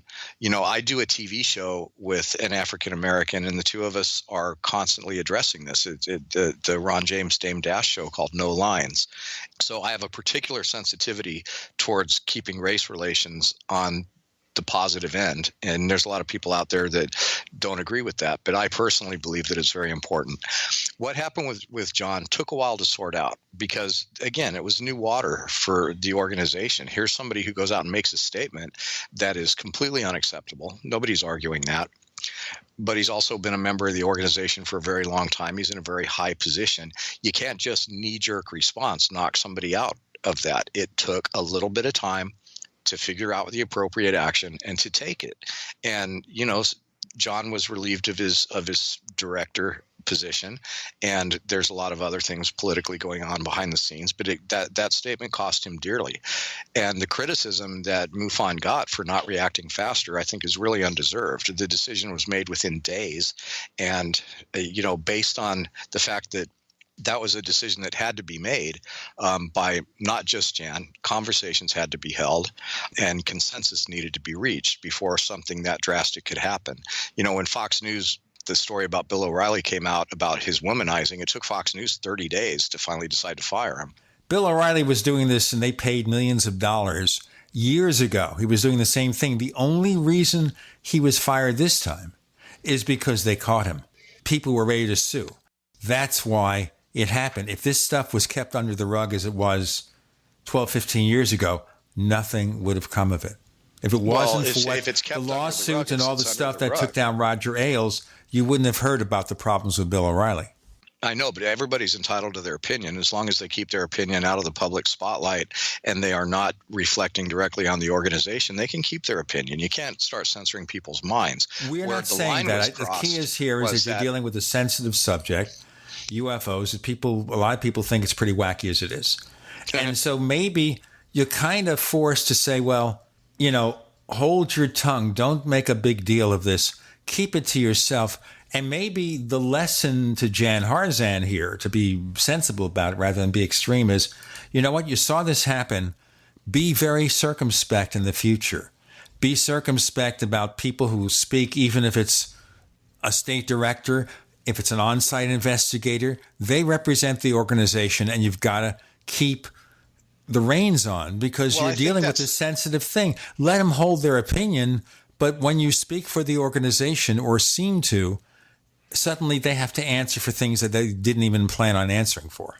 Well, I know, but you also have to understand that lessons are learned based on circumstances that occur. This is new territory for MUFON to have this kind of thing happen. I think they handled it very well. And for all those people that want to question the influence and power of the inner circle, you know, we're talking about a guy who is on it. And this issue transcended anything he could do to stay on it.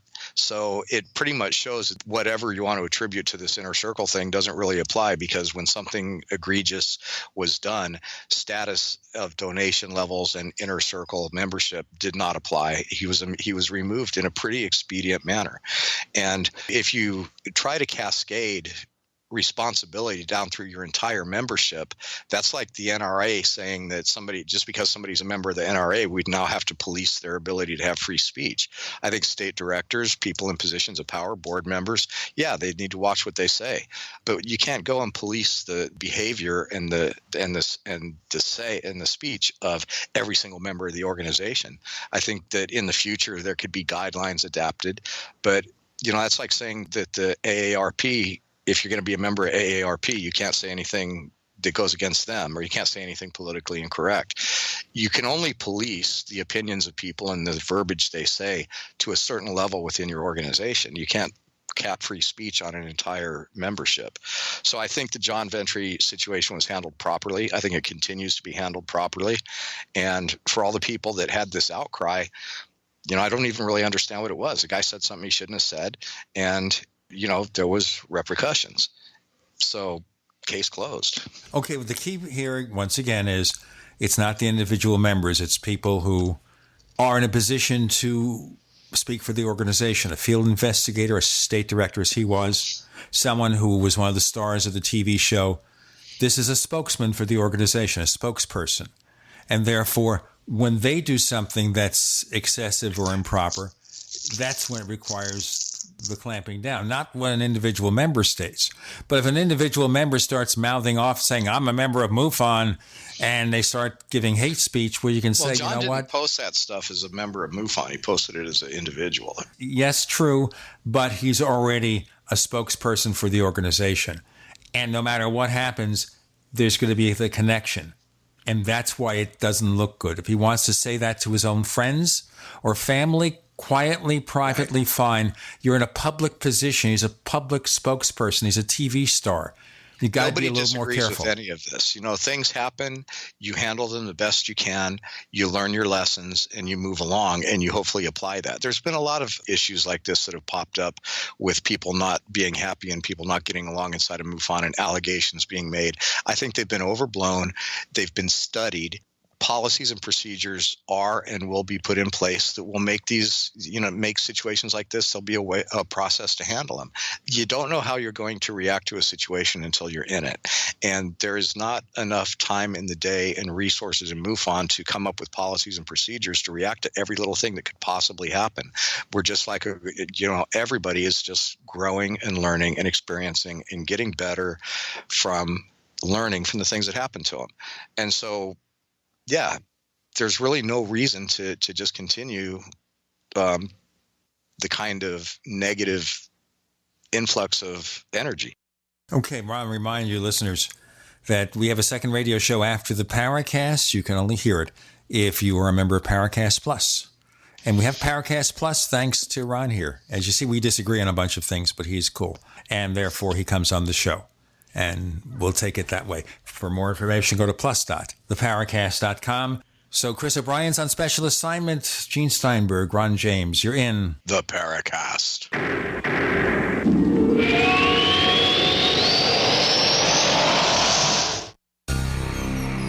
Thank you for listening to GCN.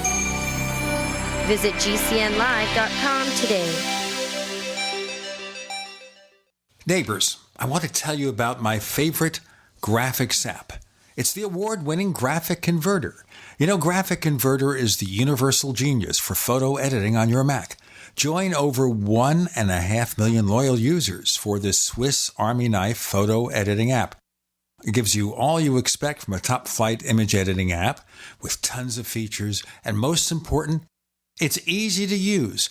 It's also far less expensive than that other app that you can only get by subscription. You know, the one I'm talking about. What's more, you can get 20% off with your order right now. So write this down to learn about Graphic Converter. Go to www.lemkesoft.de/Gene. Let me spell that. www.lemkesoft.de/Gene. Being self-reliant is about being prepared and to do what you need to have your own source of renewable energy. Portable Solar LLC offers the most powerful EMP-hardened solar system on the market that is transportable from place to place, and the best part, it's very affordable. Contact them at portablesolarllc.com or call for details at 972-575-8875. Soul Arc EMP-hardened solar generator energy insurance for your family or business. Call Portable Solar LLC today or go to portablesolarllc.com to check out their patent-pending technology. Hunters, anglers, campers, and survivalists. Get back to nature. Expand your horizons with the highest quality, most versatile, unique slingshots and sling bows on the market at slingbow.com. Sling bow products are compact and models start from just $17.98. They're perfect for your bug out bag or storing in your vehicle. Give yourself and your loved ones the excitement and tradition of sling bow. A new frontier in archery and truly modern twist on this primitive survival tool. Feel the thrill only at slingbow.com. This is Dan Pilla. Do you owe the IRS money you can't pay? Are tax debts crippling you? I've defended people from the IRS for over 30 years. I've helped thousands, and I can help you too. I wrote the book on IRS settlement, and I'm telling you, there's no such thing as a hopeless case.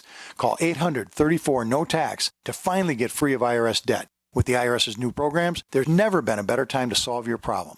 Call 800-34-NO-TAX. That's 800-34-NO-TAX or my website, danpilla.com. If you're 85 or younger, would you like peace of mind and comfort for your family? We're Final Expense Direct with an urgent message for you. The average funeral today costs over $8,000, but the most you'll get from government benefits is $255. How will your family pay the difference? We can help. Our senior plans start as low as just $1 a day and pay up to $30,000 for a funeral and other final expenses. Peace of mind is easy. There's no medical exam. You'll have lifetime coverage, and your plan can't be canceled as long as you pay your premiums. Call now for free information about our senior plans. Answer a few simple questions and receive approval right on the phone. Plus, call right now and we'll give you a discount prescription card for free. Call 800-557-0158. That's 800-557-0158. Again, 800-557-0158. The answer to being in control of your own healthcare is freedom from insurance. Become part of a group of self-pay patients that come together to share in each other's medical expenses. Individual share amounts begin at $107 a month and $347 for families. Choose from 3 health sharing programs. Holistic treatments may be eligible for sharing. See guidelines. Discount programs available for dental, vision, and pharmacy. Go to libertyoncall.org. That's libertyoncall.org.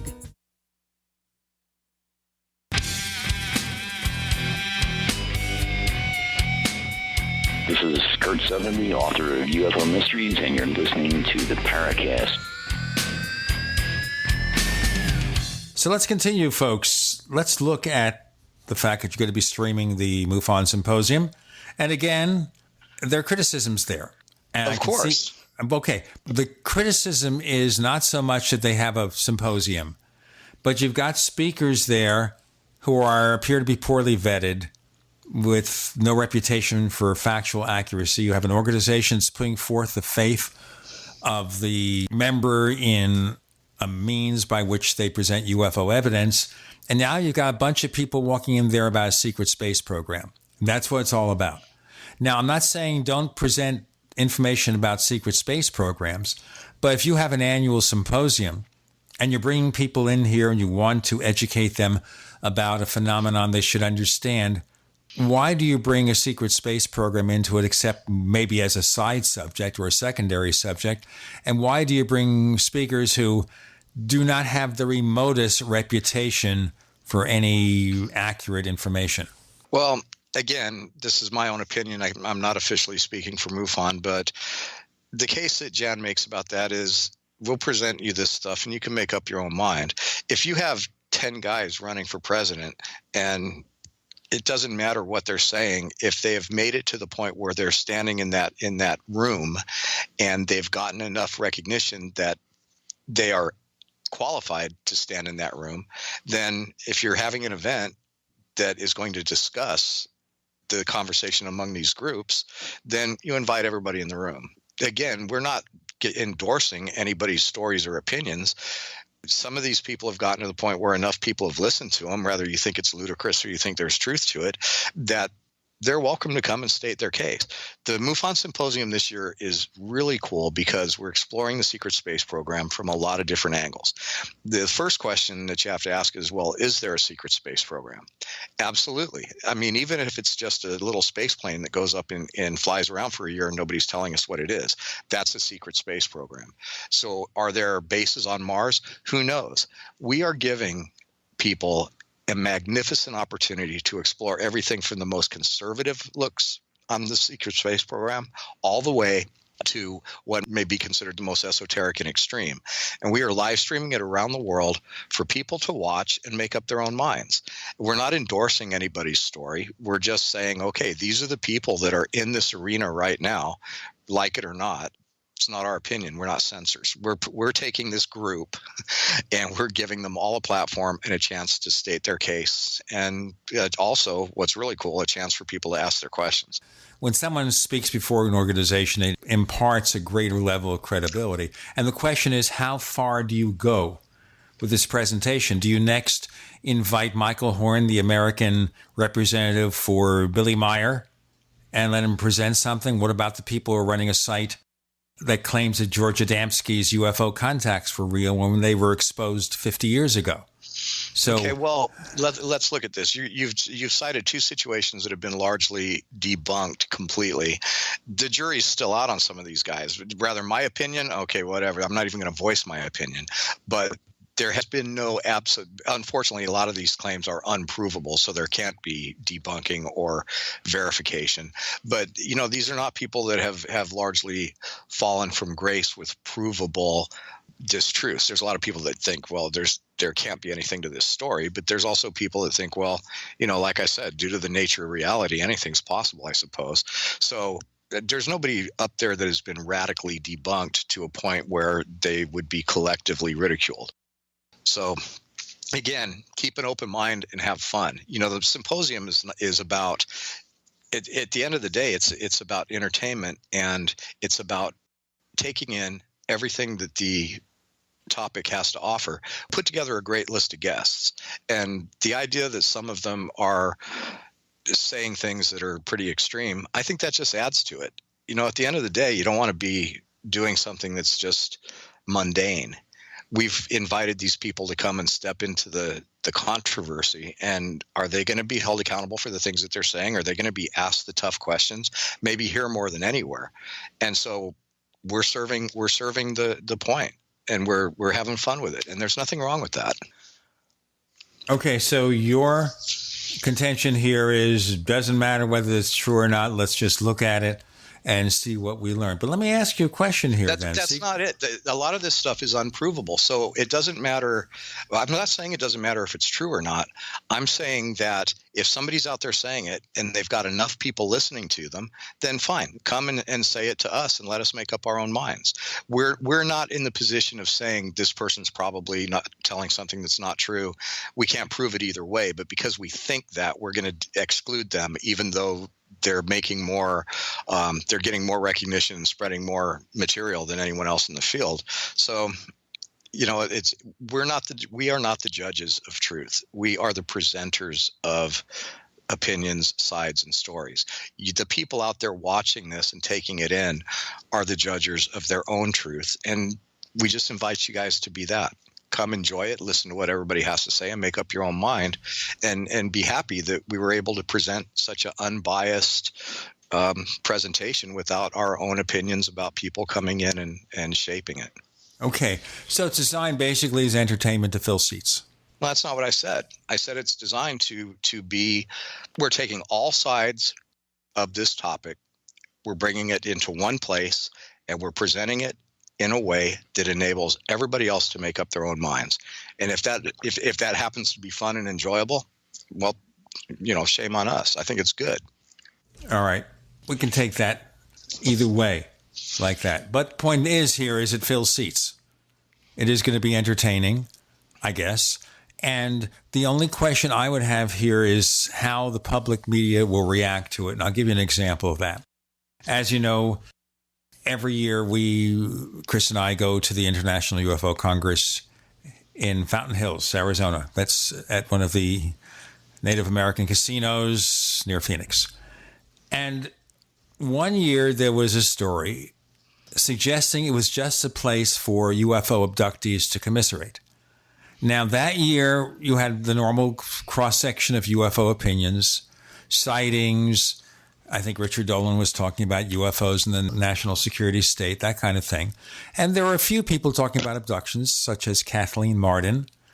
And the impression of one of the few stories that actually even involved this event was just a place for abductees to commiserate, which certainly there were abductees there, but that's not what it was about. It was only a cross-section. So what you see, unfortunately, with the way the press covers the subject is that those with the most extreme beliefs about secret space programs, the ones who are the most sensational in their presentation, guess who's going to be mentioned prominently in that coverage? Does that convey the right impression for MUFON? MUFON wants to scientifically investigate UFOs. So do you have a symposium where you're dealing with something that may not even be related? It could be, may not even be related, and is susceptible to that kind of treatment?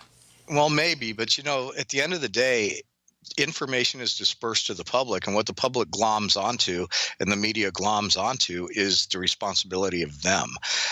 I sat down with Linda Moulton Howe and we talked about some of this stuff. And is it possible that there's technology that could actually make some of these claims happen? Some people think so. Is it fringe science? Absolutely. But again, it's not our thing. If we're broadcasting the MUFON Symposium and there's one person that people gravitate to, well, we didn't do that. That's the public demanding it.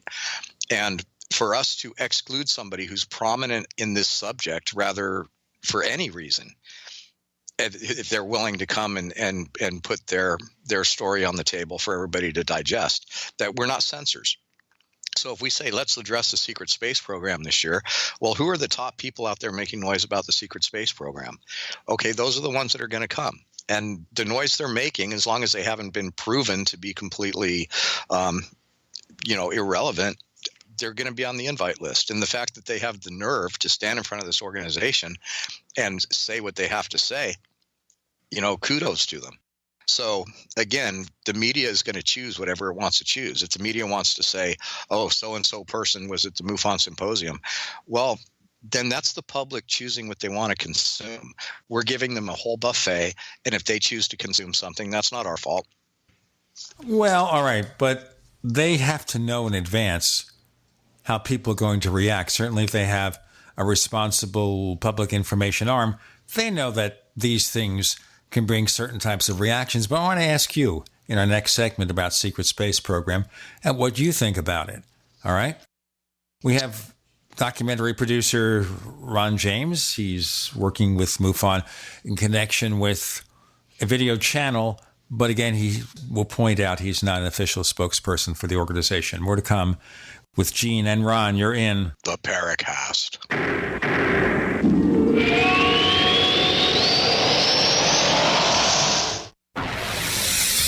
You are listening to GCN. Visit GCNlive.com today. We also have swag. We have all these exclusive Paracast things that you can buy. We've got 60 or so different items, and entails T-shirts, sleeves for notebook computers, iPad cases, mouse pads, the Paracast Jumbo tote bag, all sorts of T-shirts and jackets and stuff like that for men and women. We have a Paracast aluminum water bottle. All this stuff, you go to store.theparacast.com, store.theparacast.com. What makes it special is that the items are the best quality, great T-shirts, fabrics, and they have our official logo on them. That's what makes them special, in multiple sizes and colors. We even have stuff for children, stuff for women, stuff for men. We have all sorts of sizes, like small up to X large. A lot of good stuff. That's the swag from the Paracast. If you go to store.theparacast.com, stop by and take a shopping tour. Hi, this is Ted Anderson. I'm here to tell you about GCNtelecare.com, a team of board-certified doctors assisting you 24 hours a day, 7 days a week, 365 days a year. Within 15 minutes of registration, care your family can afford. Revolutionizing the healthcare industry, virtual consulting providing diagnosis of non-emergency medical issues by phone or secure video on computer or smart mobile devices. GCNtelecare.com, virtual care anywhere. Everything you've been told about identity theft prevention is a flat-out lie. No one can prevent identity theft. No one. Go to LibertyID.com and use the promo code FREETRIAL for 60 days free. Cancel at any time. Liberty ID is the industry leader in identity theft restoration. Liberty ID fixes the fallout for you. Liberty ID does all the work, but you have to be prepared. Go to LibertyID.com, promo code FREETRIAL. LibertyID.com.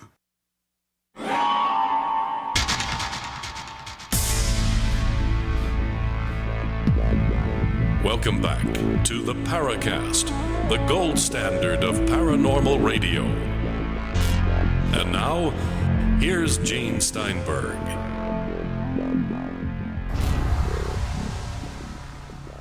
Ron James, Secret Space Program, sir.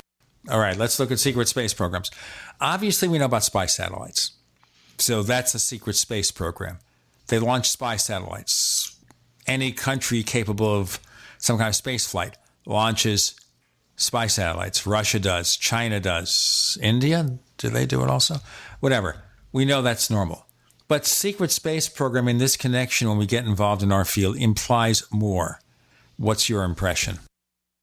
I think it's totally subject to opinion.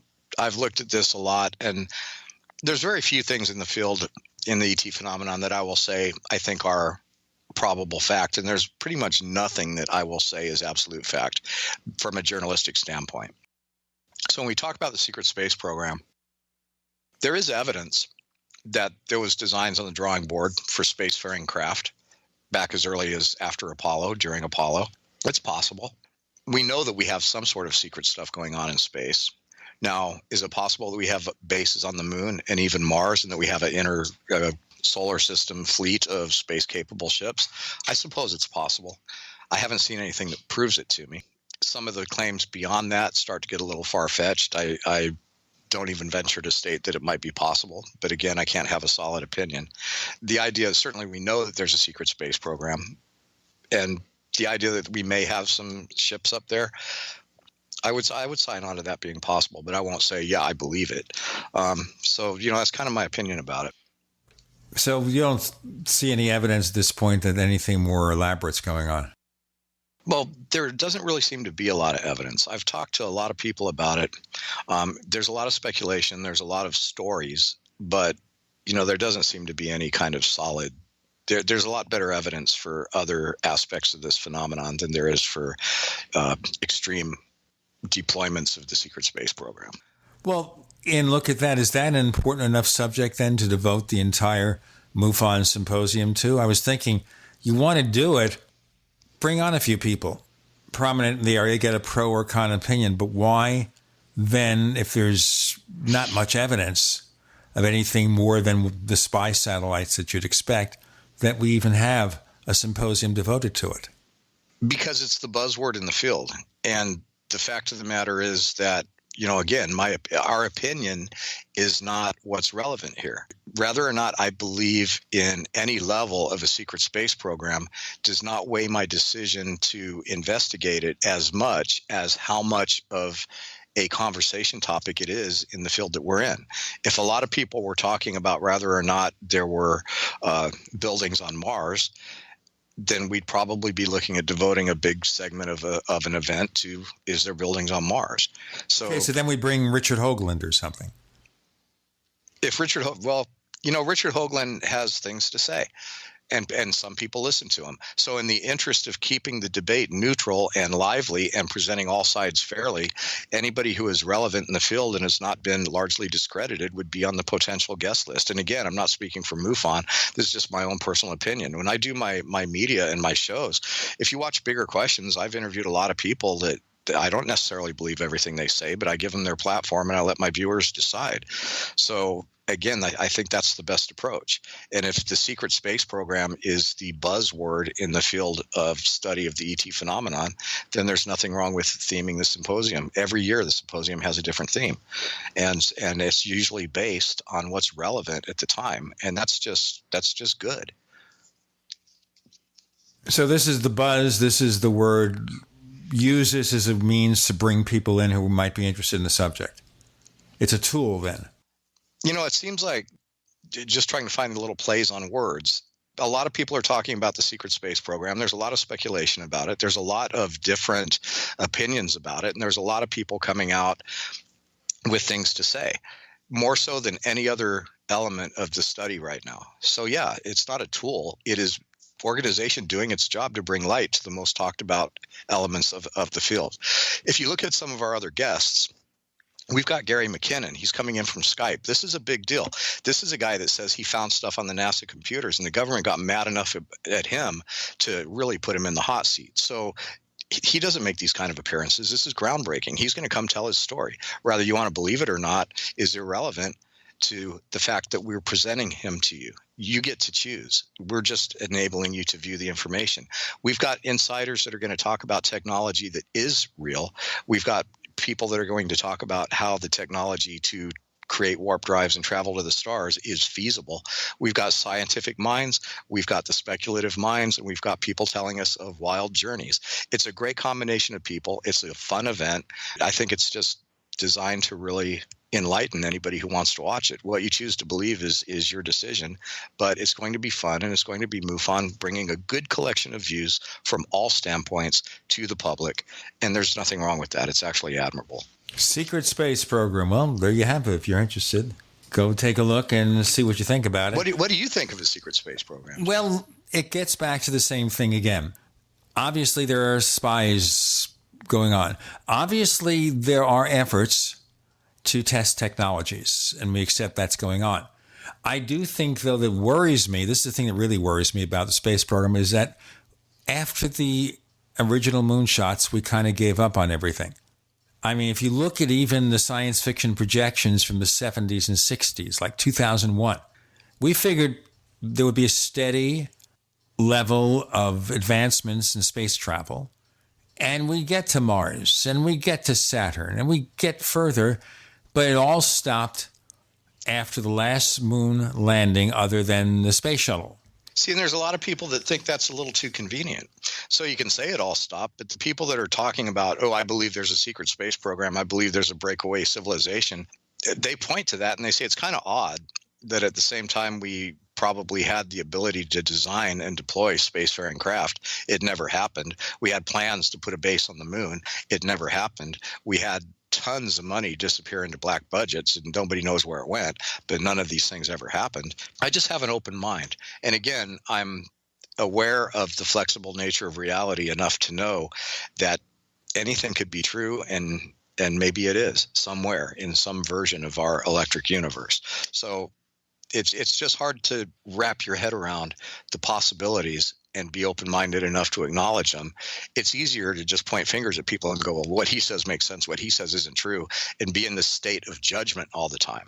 At the MUFON Symposium, my personal purpose for wanting to live stream it around the world is to share the sense of wonder that comes from imagination and digesting information and stories and then applying them to your own personal experience and taking a journey. And I think that this year's group of people and this year's group of presentations are just going to be mind candy for people that live to create and live to think and explore and wonder. It's all about expanding your mind and having fun being a human. So there's still an entertainment aspect there, but you hope people will learn something. People will start thinking about things that they didn't think about before? Well, if you're not entertained in some way by everything you explore, then you shouldn't be exploring it. You know, I'm a fan of all of this stuff, but I'm not doing it with my nose to the grindstone thinking, why do I want to explore ETs? But it's all extremely entertaining.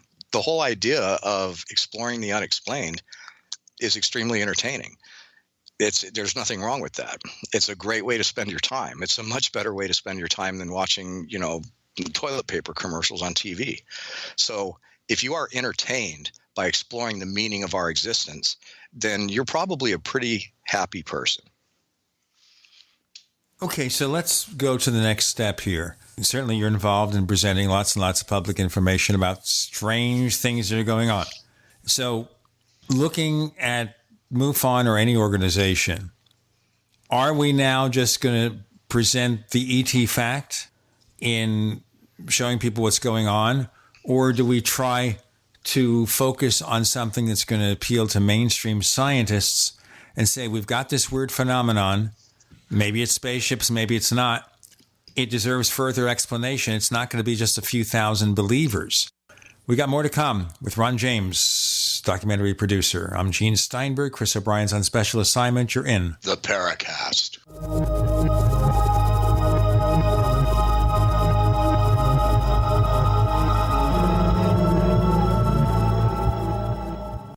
Neighbors, I want to tell you about my favorite graphics app. It's the award-winning Graphic Converter. You know, Graphic Converter is the universal genius for photo editing on your Mac. Join over 1.5 million loyal users for this Swiss Army knife photo editing app. It gives you all you expect from a top-flight image editing app with tons of features, and most important, it's easy to use. It's also far less expensive than that other app that you can only get by subscription. You know, the one I'm talking about.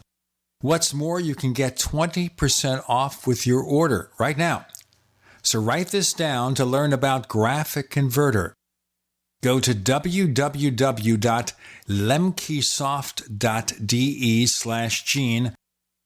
Let me spell that. www.lemkesoft.de/Gene.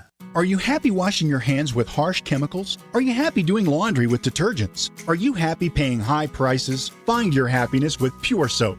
These all-natural, earth-friendly Pure Soaps are the very best you've ever used. Buy in bulk. Get a 12, 36, or 48-month supply, or get items individually and still save big. You're getting soap products twice as good as what you're using now, earth-friendly and natural soaps. Your family deserves the best. Happiness is 5starsoap.com. Why not put your money up the drain for a change? See them at 5starsoap.com or call 1-800-340-7091 for a catalog. Cal Ben Soap Company can save you thousands of dollars and give you good old-fashioned real soaps that are triple concentrated. Soaps made from vegetable and coconut oils. See their full selection of soaps at 5starsoap.com. That's FIVE starsoap.com or call 1-800-340-7091 for a catalog.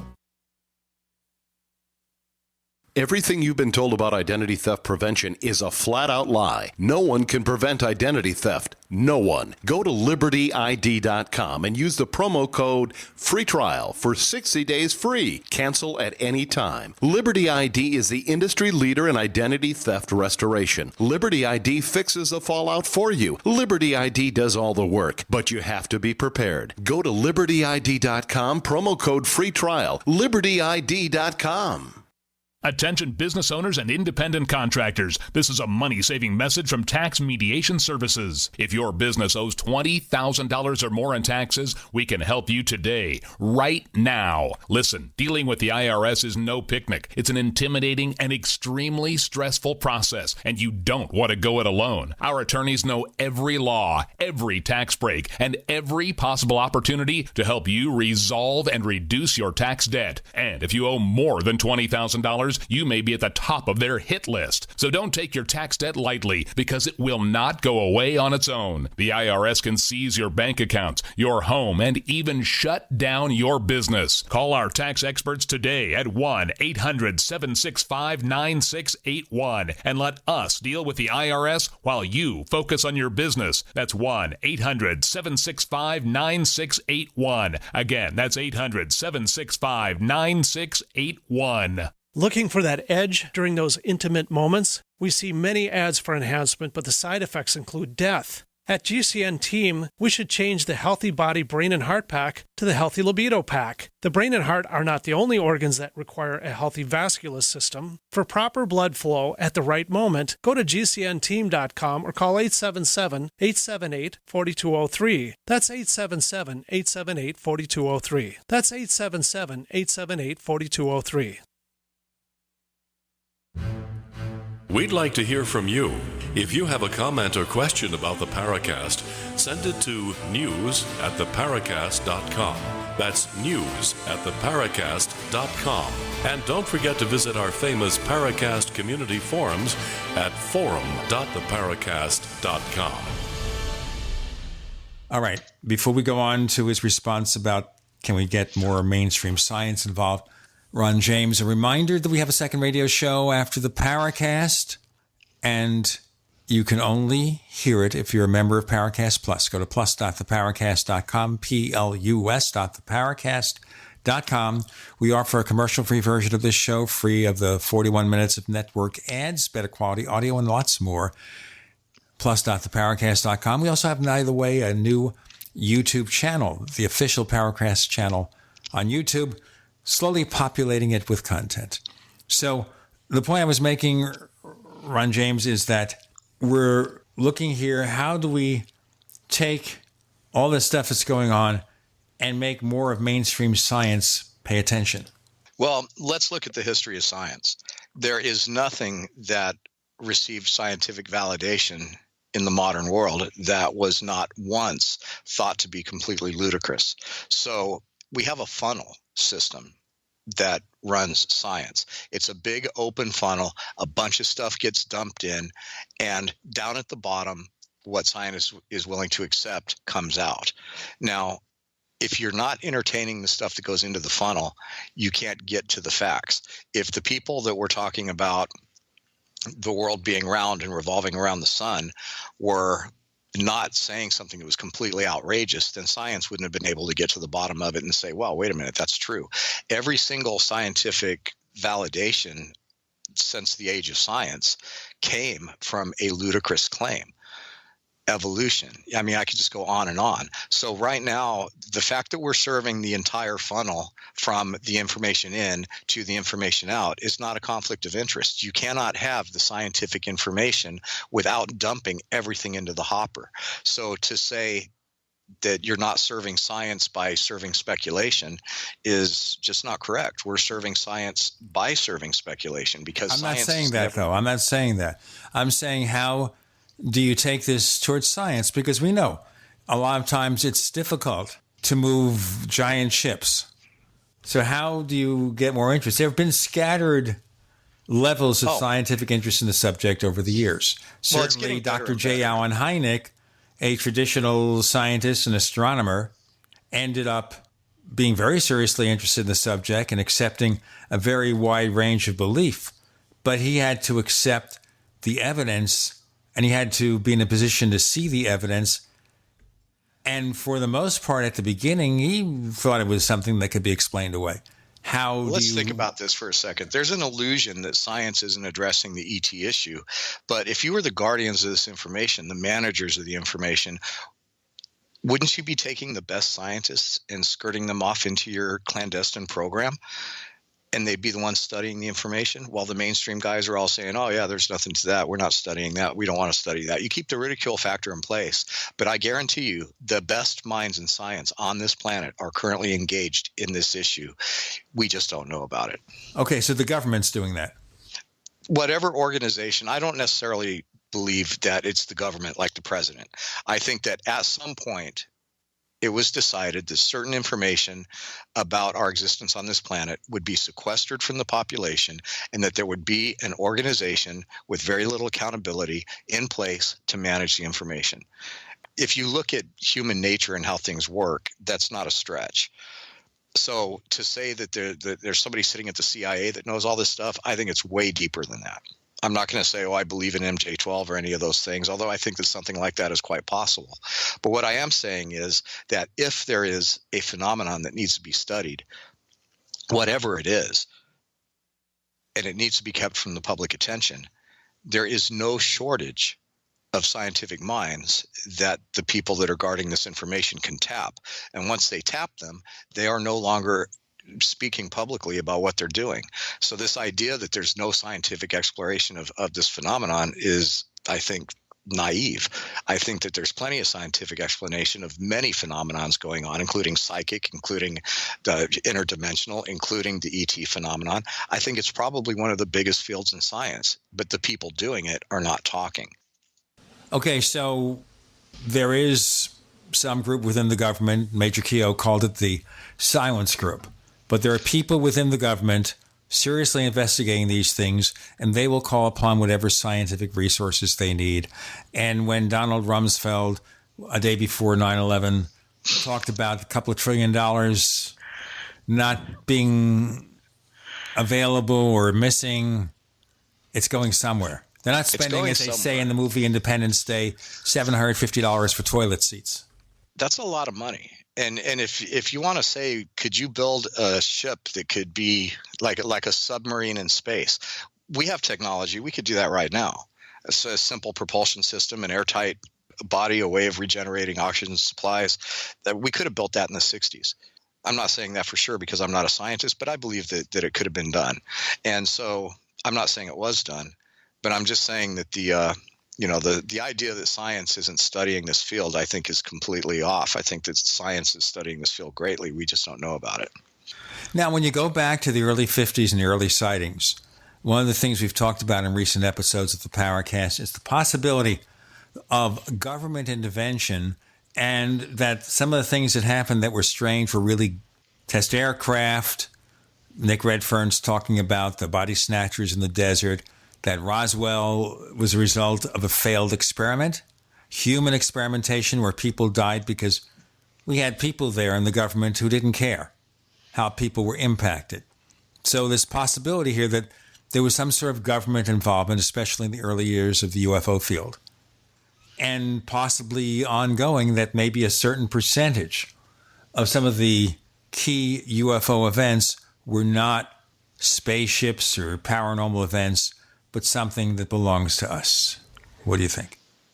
Yeah, I mean, I think that's absolutely possible. You know, the thing is when you start to filter your opinion by what you want to be true, that's when you lose your journalistic edge. And so do I suspect that there was probably an alien cause behind the Roswell incident? Sure. Is it possible that what you said is true?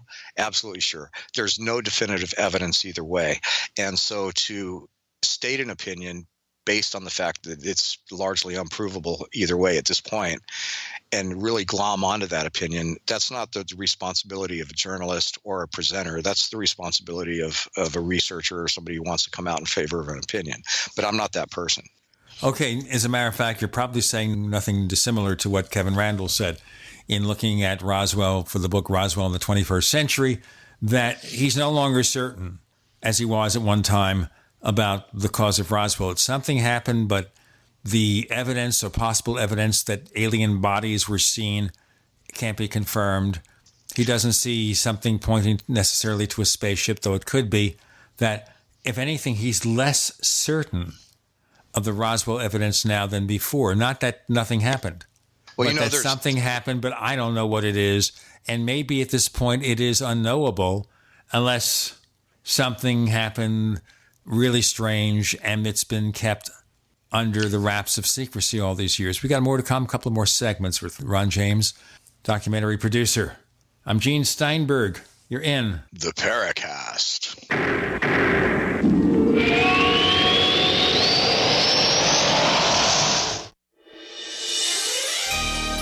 Thank you for listening to GCN. Be sure to visit GCNlive.com today. Are you one of the 15 million men in the U.S. who suffer from an enlarged prostate, also known as BPH? If your life revolves around finding the closest bathroom, if you're tired of waking up many times at night to urinate, then you need to know about Prostate Miracle. Prostate Miracle contains beta-sitosterol, which is 3,000 times stronger than saw palmetto. Its effect on BPH has been extensively studied. Find out more and get Prostate Miracle now. Go to prostatemiracle.com or call 877-965-2140. That's 877-965-2140. Anytime, any place, anywhere. Radio remains the most intimate of all forms of media. At home, at work, in the car, on smartphones. Over 90% of consumers still listen to radio every week. That makes choosing radio as a place to advertise your business one of the best decisions you can make. Email advertise@gcnlive.com and partner up with an experienced GCN representative. Advertise@gcnlive.com. Easy, affordable, effective. When fresh liquid whey is processed into a dry powder, the special proteins that make up the whey lose their original shapes. They fold in on themselves and lose their functional value. One World Whey undergoes a technological enhancement that we believe restores these potent proteins back to their original shapes the body can use. I chose to try One World Whey first before going to a doctor who would likely only prescribe drugs. To my delight, it worked. After stabbing pain for years, to have it completely gone is a miracle. I'd like to also stress that for me, it took several months of taking One World Whey before I had improvement, and then an entire year for my gut to feel 100% healed. So now I tell my friends, give your body time to make use of the healing power of One World Whey. Call 888-988-3325 or visit oneworldwhey.com. That's oneworld, WHEY.com. We all know that Berkey water purification systems are the most trusted name in water filtration. As an authorized Berkey dealer for over 6 years and serving thousands of satisfied customers, the Berkey Guy offers amazing specials for Berkey water filtration systems. The Berkey Light systems include a set of self-sterilizing and recleanable black purification elements that purify water by removing chlorine, pathogenic bacteria, cysts, and parasites to non-detectable levels and remove harmful chemicals such as herbicides and pesticides. Order the Berkey Light system today, complete with 2 black Berkey elements for only $231, and the Berkey Guy will ship your order free of charge. With the purchase of a Berkey Light, the Berkey Guy is also offering a set of fluoride and arsenic filters for only $39.99. That's over 30% off the retail price. Call the Berkey Guy at 1-877-886-3653. That's 1-877-886-3653. Or order online at goberkey.com. That's goberkey.com today. Have you ever thought you'd like to flip houses but didn't know how or where to get the money? Are you ready to be your own boss so you can start living the good life? Hi, I'm Preston Ely. I used to be so broke. I had my electricity turned off 9 times, but I figured out a way to quit my job and find financial freedom in real estate. For a limited time, I want to send you a free copy of my smash hit selling book, How to Get Rich in Real Estate. It shows you how to copy exactly what I did so you can make money from the comfort of your own home without even doing any manual labor. I've already given away 5,000 books and they're going fast. To get one before they're gone, call 1-800-958-6936. Listen, if you're sick and tired of stressing about money, this book could change your life.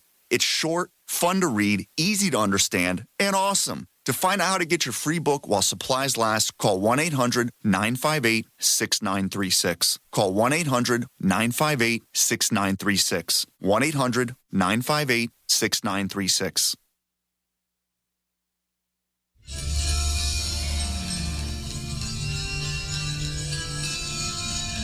Hi, this is Bryce Abel. I'm the producer of Dark Skies, the co-author of AD After Disclosure, and you are listening to the Paracast, the gold standard of paranormal radio.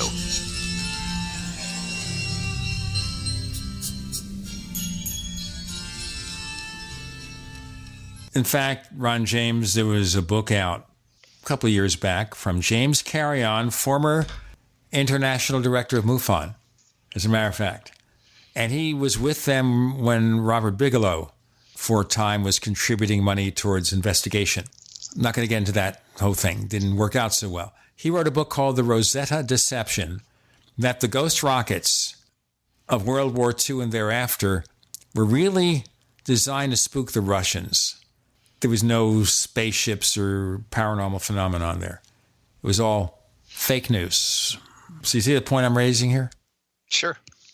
Well, when we talk about, Roswell, we know something happened. And when you look at the circumstantial evidence as to why would an extraterrestrial force be in that place at that time, it's kind of coincidental that we have the whole nuclear thing going on.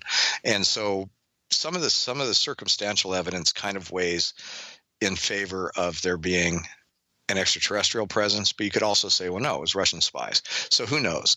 I do believe the information is out there. There's some very interesting new information that's surfaced that I can't talk about right now, but I have been asked to kind of participate in a Roswell reinvestigation by somebody who's interested in seeing a film about some of the later revelations that have come out recently. So Roswell, I say, case not closed. But don't you think, unless there's something really new about it, that people have got to be tired of Roswell at this point? You know what's really interesting? Roswell, people will say it's been done to death, but do you know that there's never been a definitive feature-length documentary made about Roswell? How so? I mean, Roswell's been covered in documentaries, but that's not necessarily feature-length. Maybe it's a couple of episodes, but that's almost a feature-length.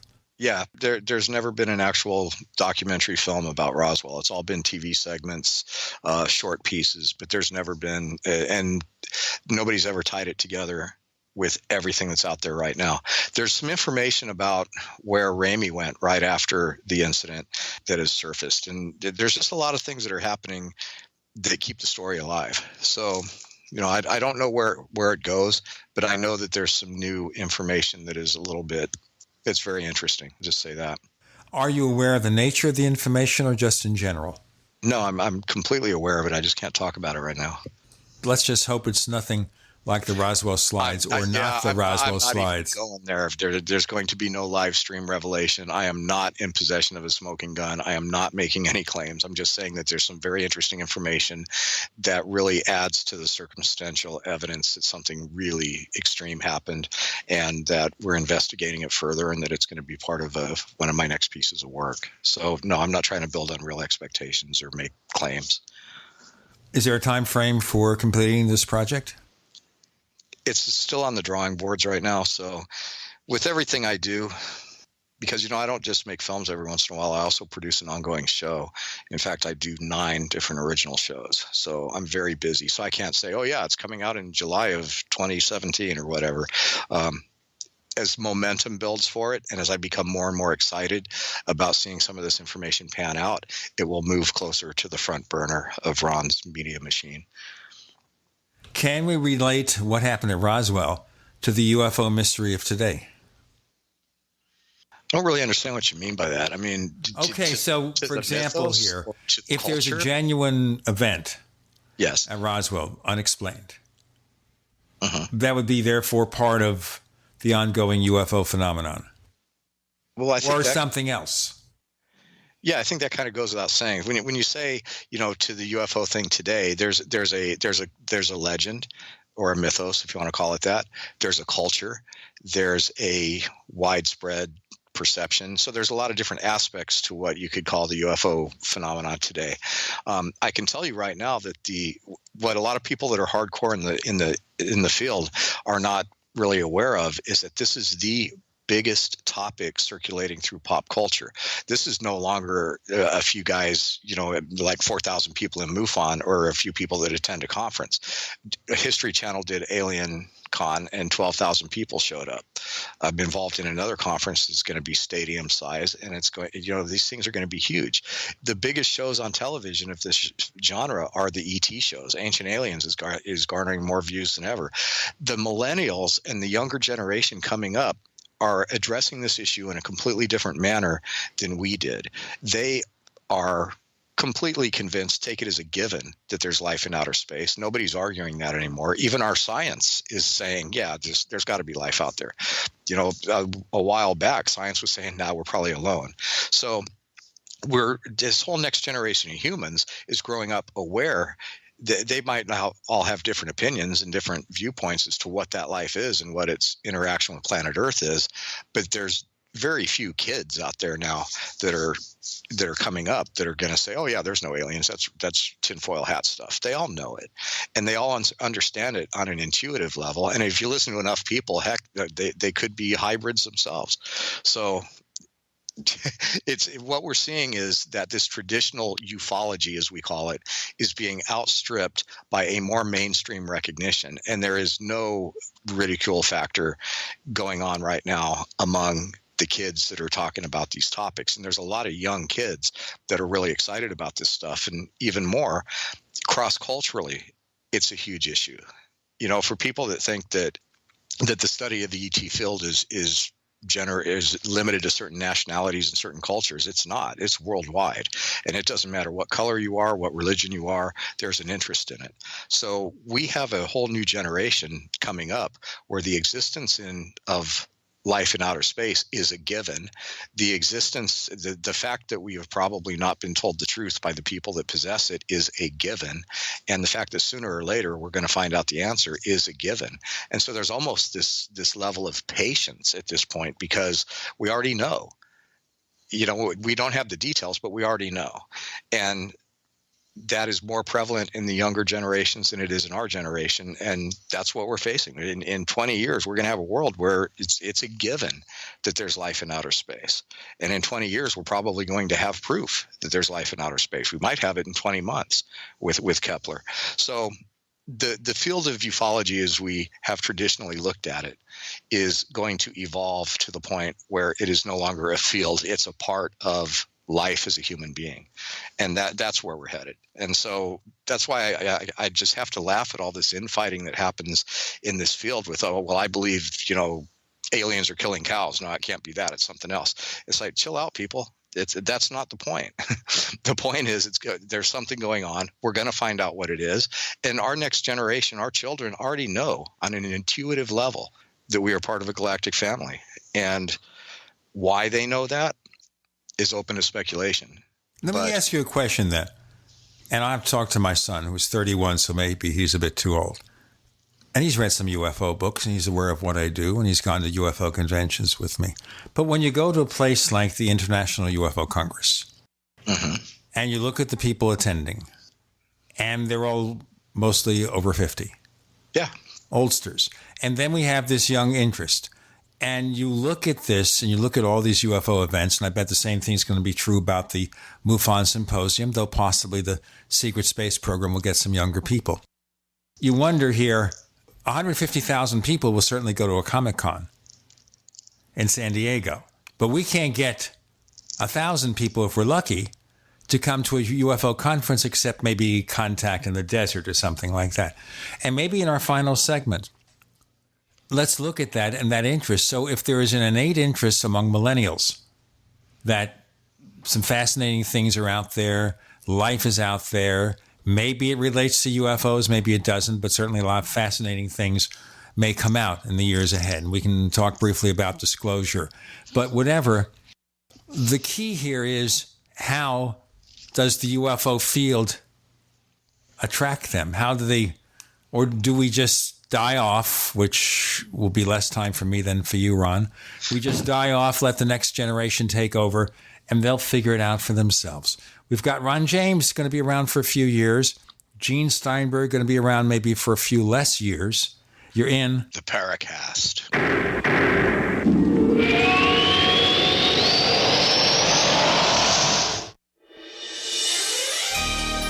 Thank you for listening to GCN.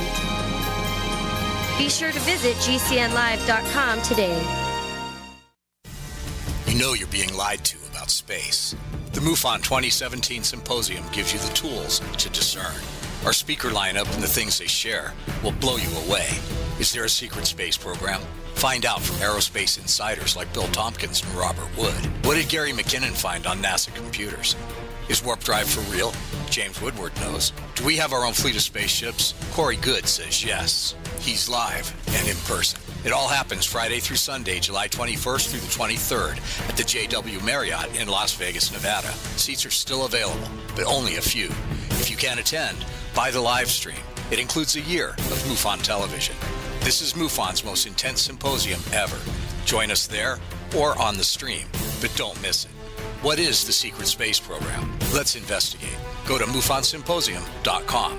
That's MUFON Symposium.com. MUFON Symposium.com. It's a no-brainer. A Big Berkey water filter is the one you need, period. You need a water filter that removes chlorine, fluoride, pharmaceuticals, BPA, and other endocrine disruptors, pesticides, bacteria, viruses, and much more, right? And does it all at only 2 cents per gallon. Get the original and most trusted name in gravity water filtration, Big Berkey. And now GCN listeners receive 5% off ceramic filter systems using code GCN. Call or click 1-877-99-BERKEY or BigBerkeyWaterFilters.com. That's 1-877-99-BERKEY. Hunters, anglers, campers, and survivalists. Get back to nature. Expand your horizons with the highest quality, most versatile, unique slingshots and sling bows on the market at slingbow.com. Slingbow products are compact and models start from just $17.98. They're perfect for your bug-out bag or storing in your vehicle. Give yourself and your loved ones the excitement and tradition of slingbow. A new frontier in archery and truly modern twist on this primitive survival tool. Feel the thrill only at slingbow.com. Are you looking to become more self-sufficient? Then you need to have your own energy source. The Solarc EMP hardened generator is automatic, maintenance-free, and reduces your monthly electric bill. You can also take it off-grid when you go camping. Contact PortableSolarLLC.com or call for details at 972-575-8875 today. Portable Solar LLC gives you everything you need to start using solar energy in less than 1 hour. Solarc EMP hardened solar generator energy insurance for your family or business. Call Portable Solar LLC today. It's about time something new came along for better selling and buying online. And I found it. What now, Marge? It's buysellmakeoffer.com. Never heard of it. It's a brand new company. That's why you've never heard of it. It's the newest and best way to sell any products online. I did all the research. Sell my car? Yes. Our home? Yep. My golf bag? Your golf clubs. All of them. How about your purse collection hoard? Hey, now. You said any product. Right. I did. We get 30 days free. And membership is only $9.95. Yep. And buysellmakeoffer.com will never charge item fees ever. Never. And this is cool. Listen to this. You can even use Skype or video to show your items. That's cool. Yes.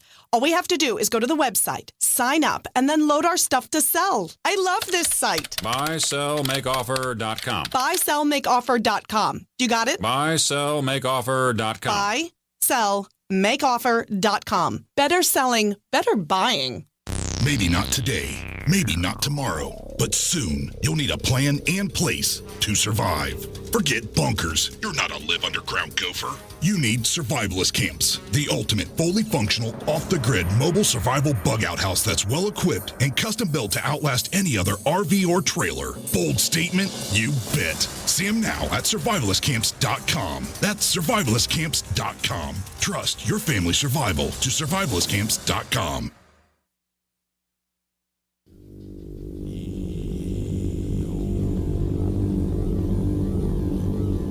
This is Jacques Vallée. You're listening to the Paracast, the gold standard of paranormal radio.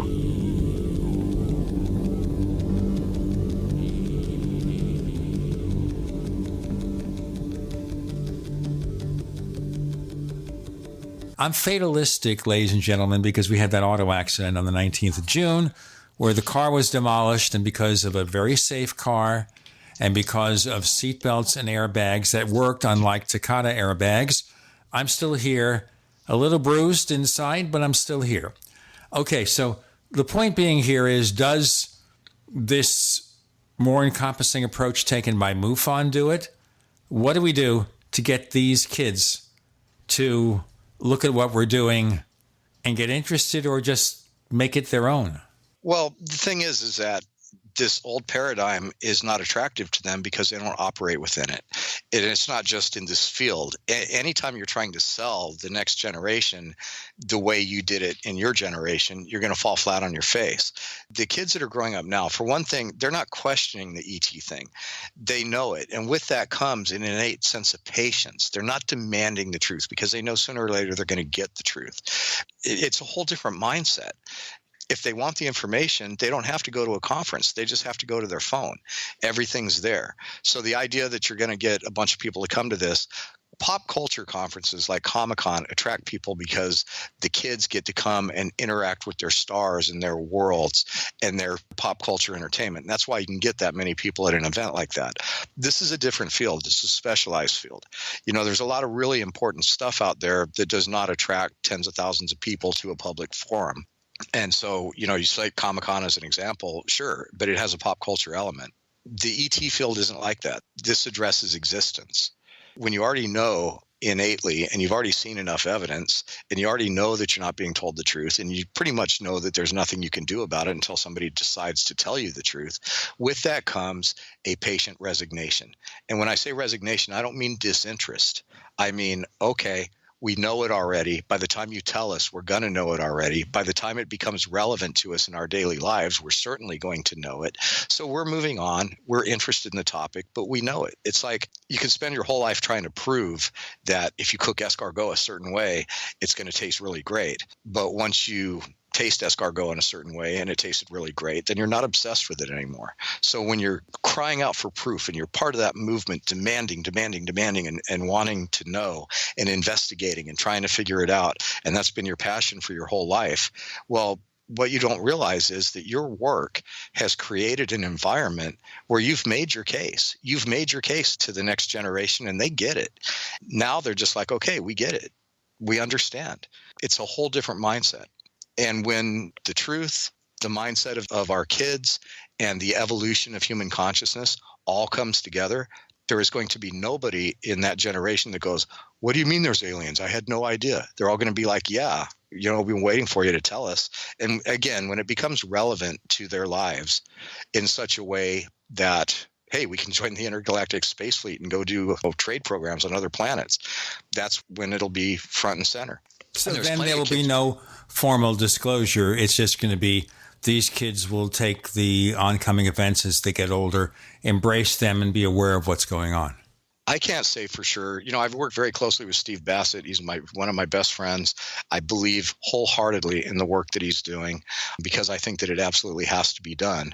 The big D disclosure, where a political president steps up with 2 gray aliens, will that happen?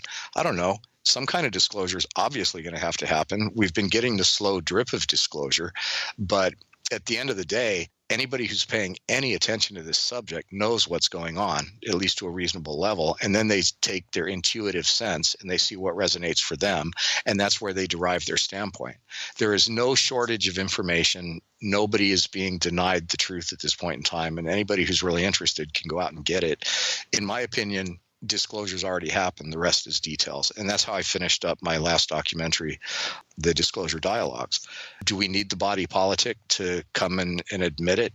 It's going to have to obviously happen sooner or later, but it's going to happen on their terms. There's going to be probably a generation skipped before there's real disclosure, because we have a situation where there's a lot of people that are going to be accountable for the crimes against humanity that come from guarding this truth, hiding this technology, and keeping it from us while we still have guys dying in rocket ships. So there's a lot of implications.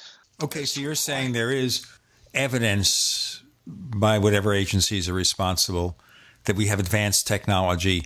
That goes back to the secret space program, though, because if we have that technology, we surely would be testing it. Absolutely. There's strong evidence for anti-gravitic propulsion, patents issued.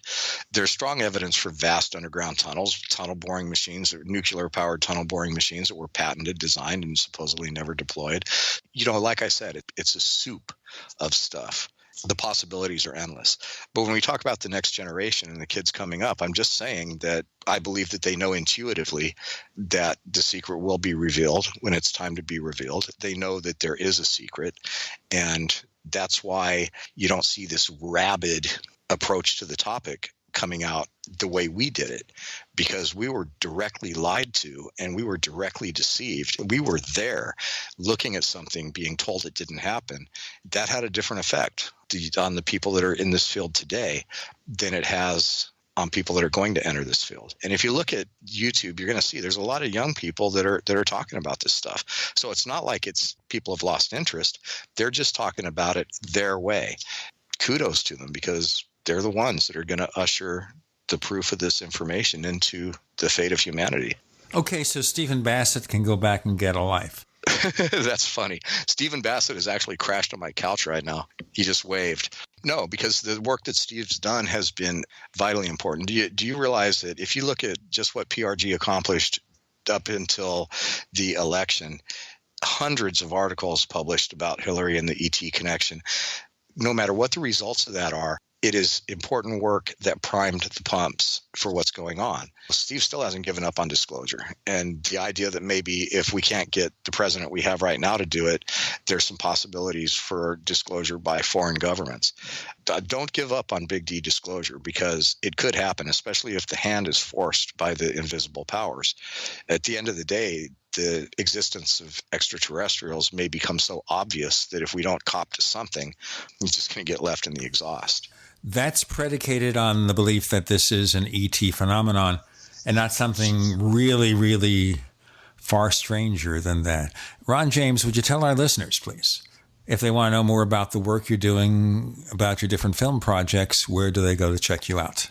Well, they can go to MUFONtelevision.com. If you want to check out the MUFON Symposium live stream, which whether you love it or hate it, I think you should definitely log on and check it out, because it's going to be cool. It does cost money, of course, but you can find more information about that at MUFONsymposium.com. And then let's see what else. Oh, my YouTube channel. I put a lot of stuff out there for free. So if you just go to iVolve TV, that's ILVOLVE TV. That's the name of the YouTube channel. All of my bigger question shows are on there for free. I make these shows. I don't charge anything. I don't make anything. I have to to float the studio. I have to pay all the costs of doing it. And I'm not asking for anything. This is just what I do. I love doing it. So those are the three things. But MUFONsymposium.com if you want to support our work. And, really, where MUFON's concerned and where the ET field is concerned and where all of this is concerned, let's quit picking on each other. Let's look to the future, and let's make the most important question facing humanity come closer to resolution together. That's what I'd like to leave you with. You can find us on Twitter. Look for the Paracast. Look for the official Paracast channel on YouTube. I'm going to ask Ron how we could make that even better. The official Paracast channel on YouTube. Look for 2 official Paracast fan clubs. We like to make them official on Facebook. We also have that other radio show, After the Paracast. It's available only if you're a subscriber to the Paracast Plus. For more information, go to plus.theparacast.com. That's plus.theparacast.com. In addition to After the Paracast, which is one of these unscripted, uninhibited radio shows with special guests and commentary, you get the commercial-free version of this show. You also get videos and other content. Plus.theparacast.com. Ron James, a lot of fun to talk to you and debate with you and look into the issues, and we look forward to continuing this conversation. Thank you for joining us on the Paracast. Thanks, Gene. And I'd like to tell everybody out there that watches my media, I will never bring you a fake mummy and say it's an alien.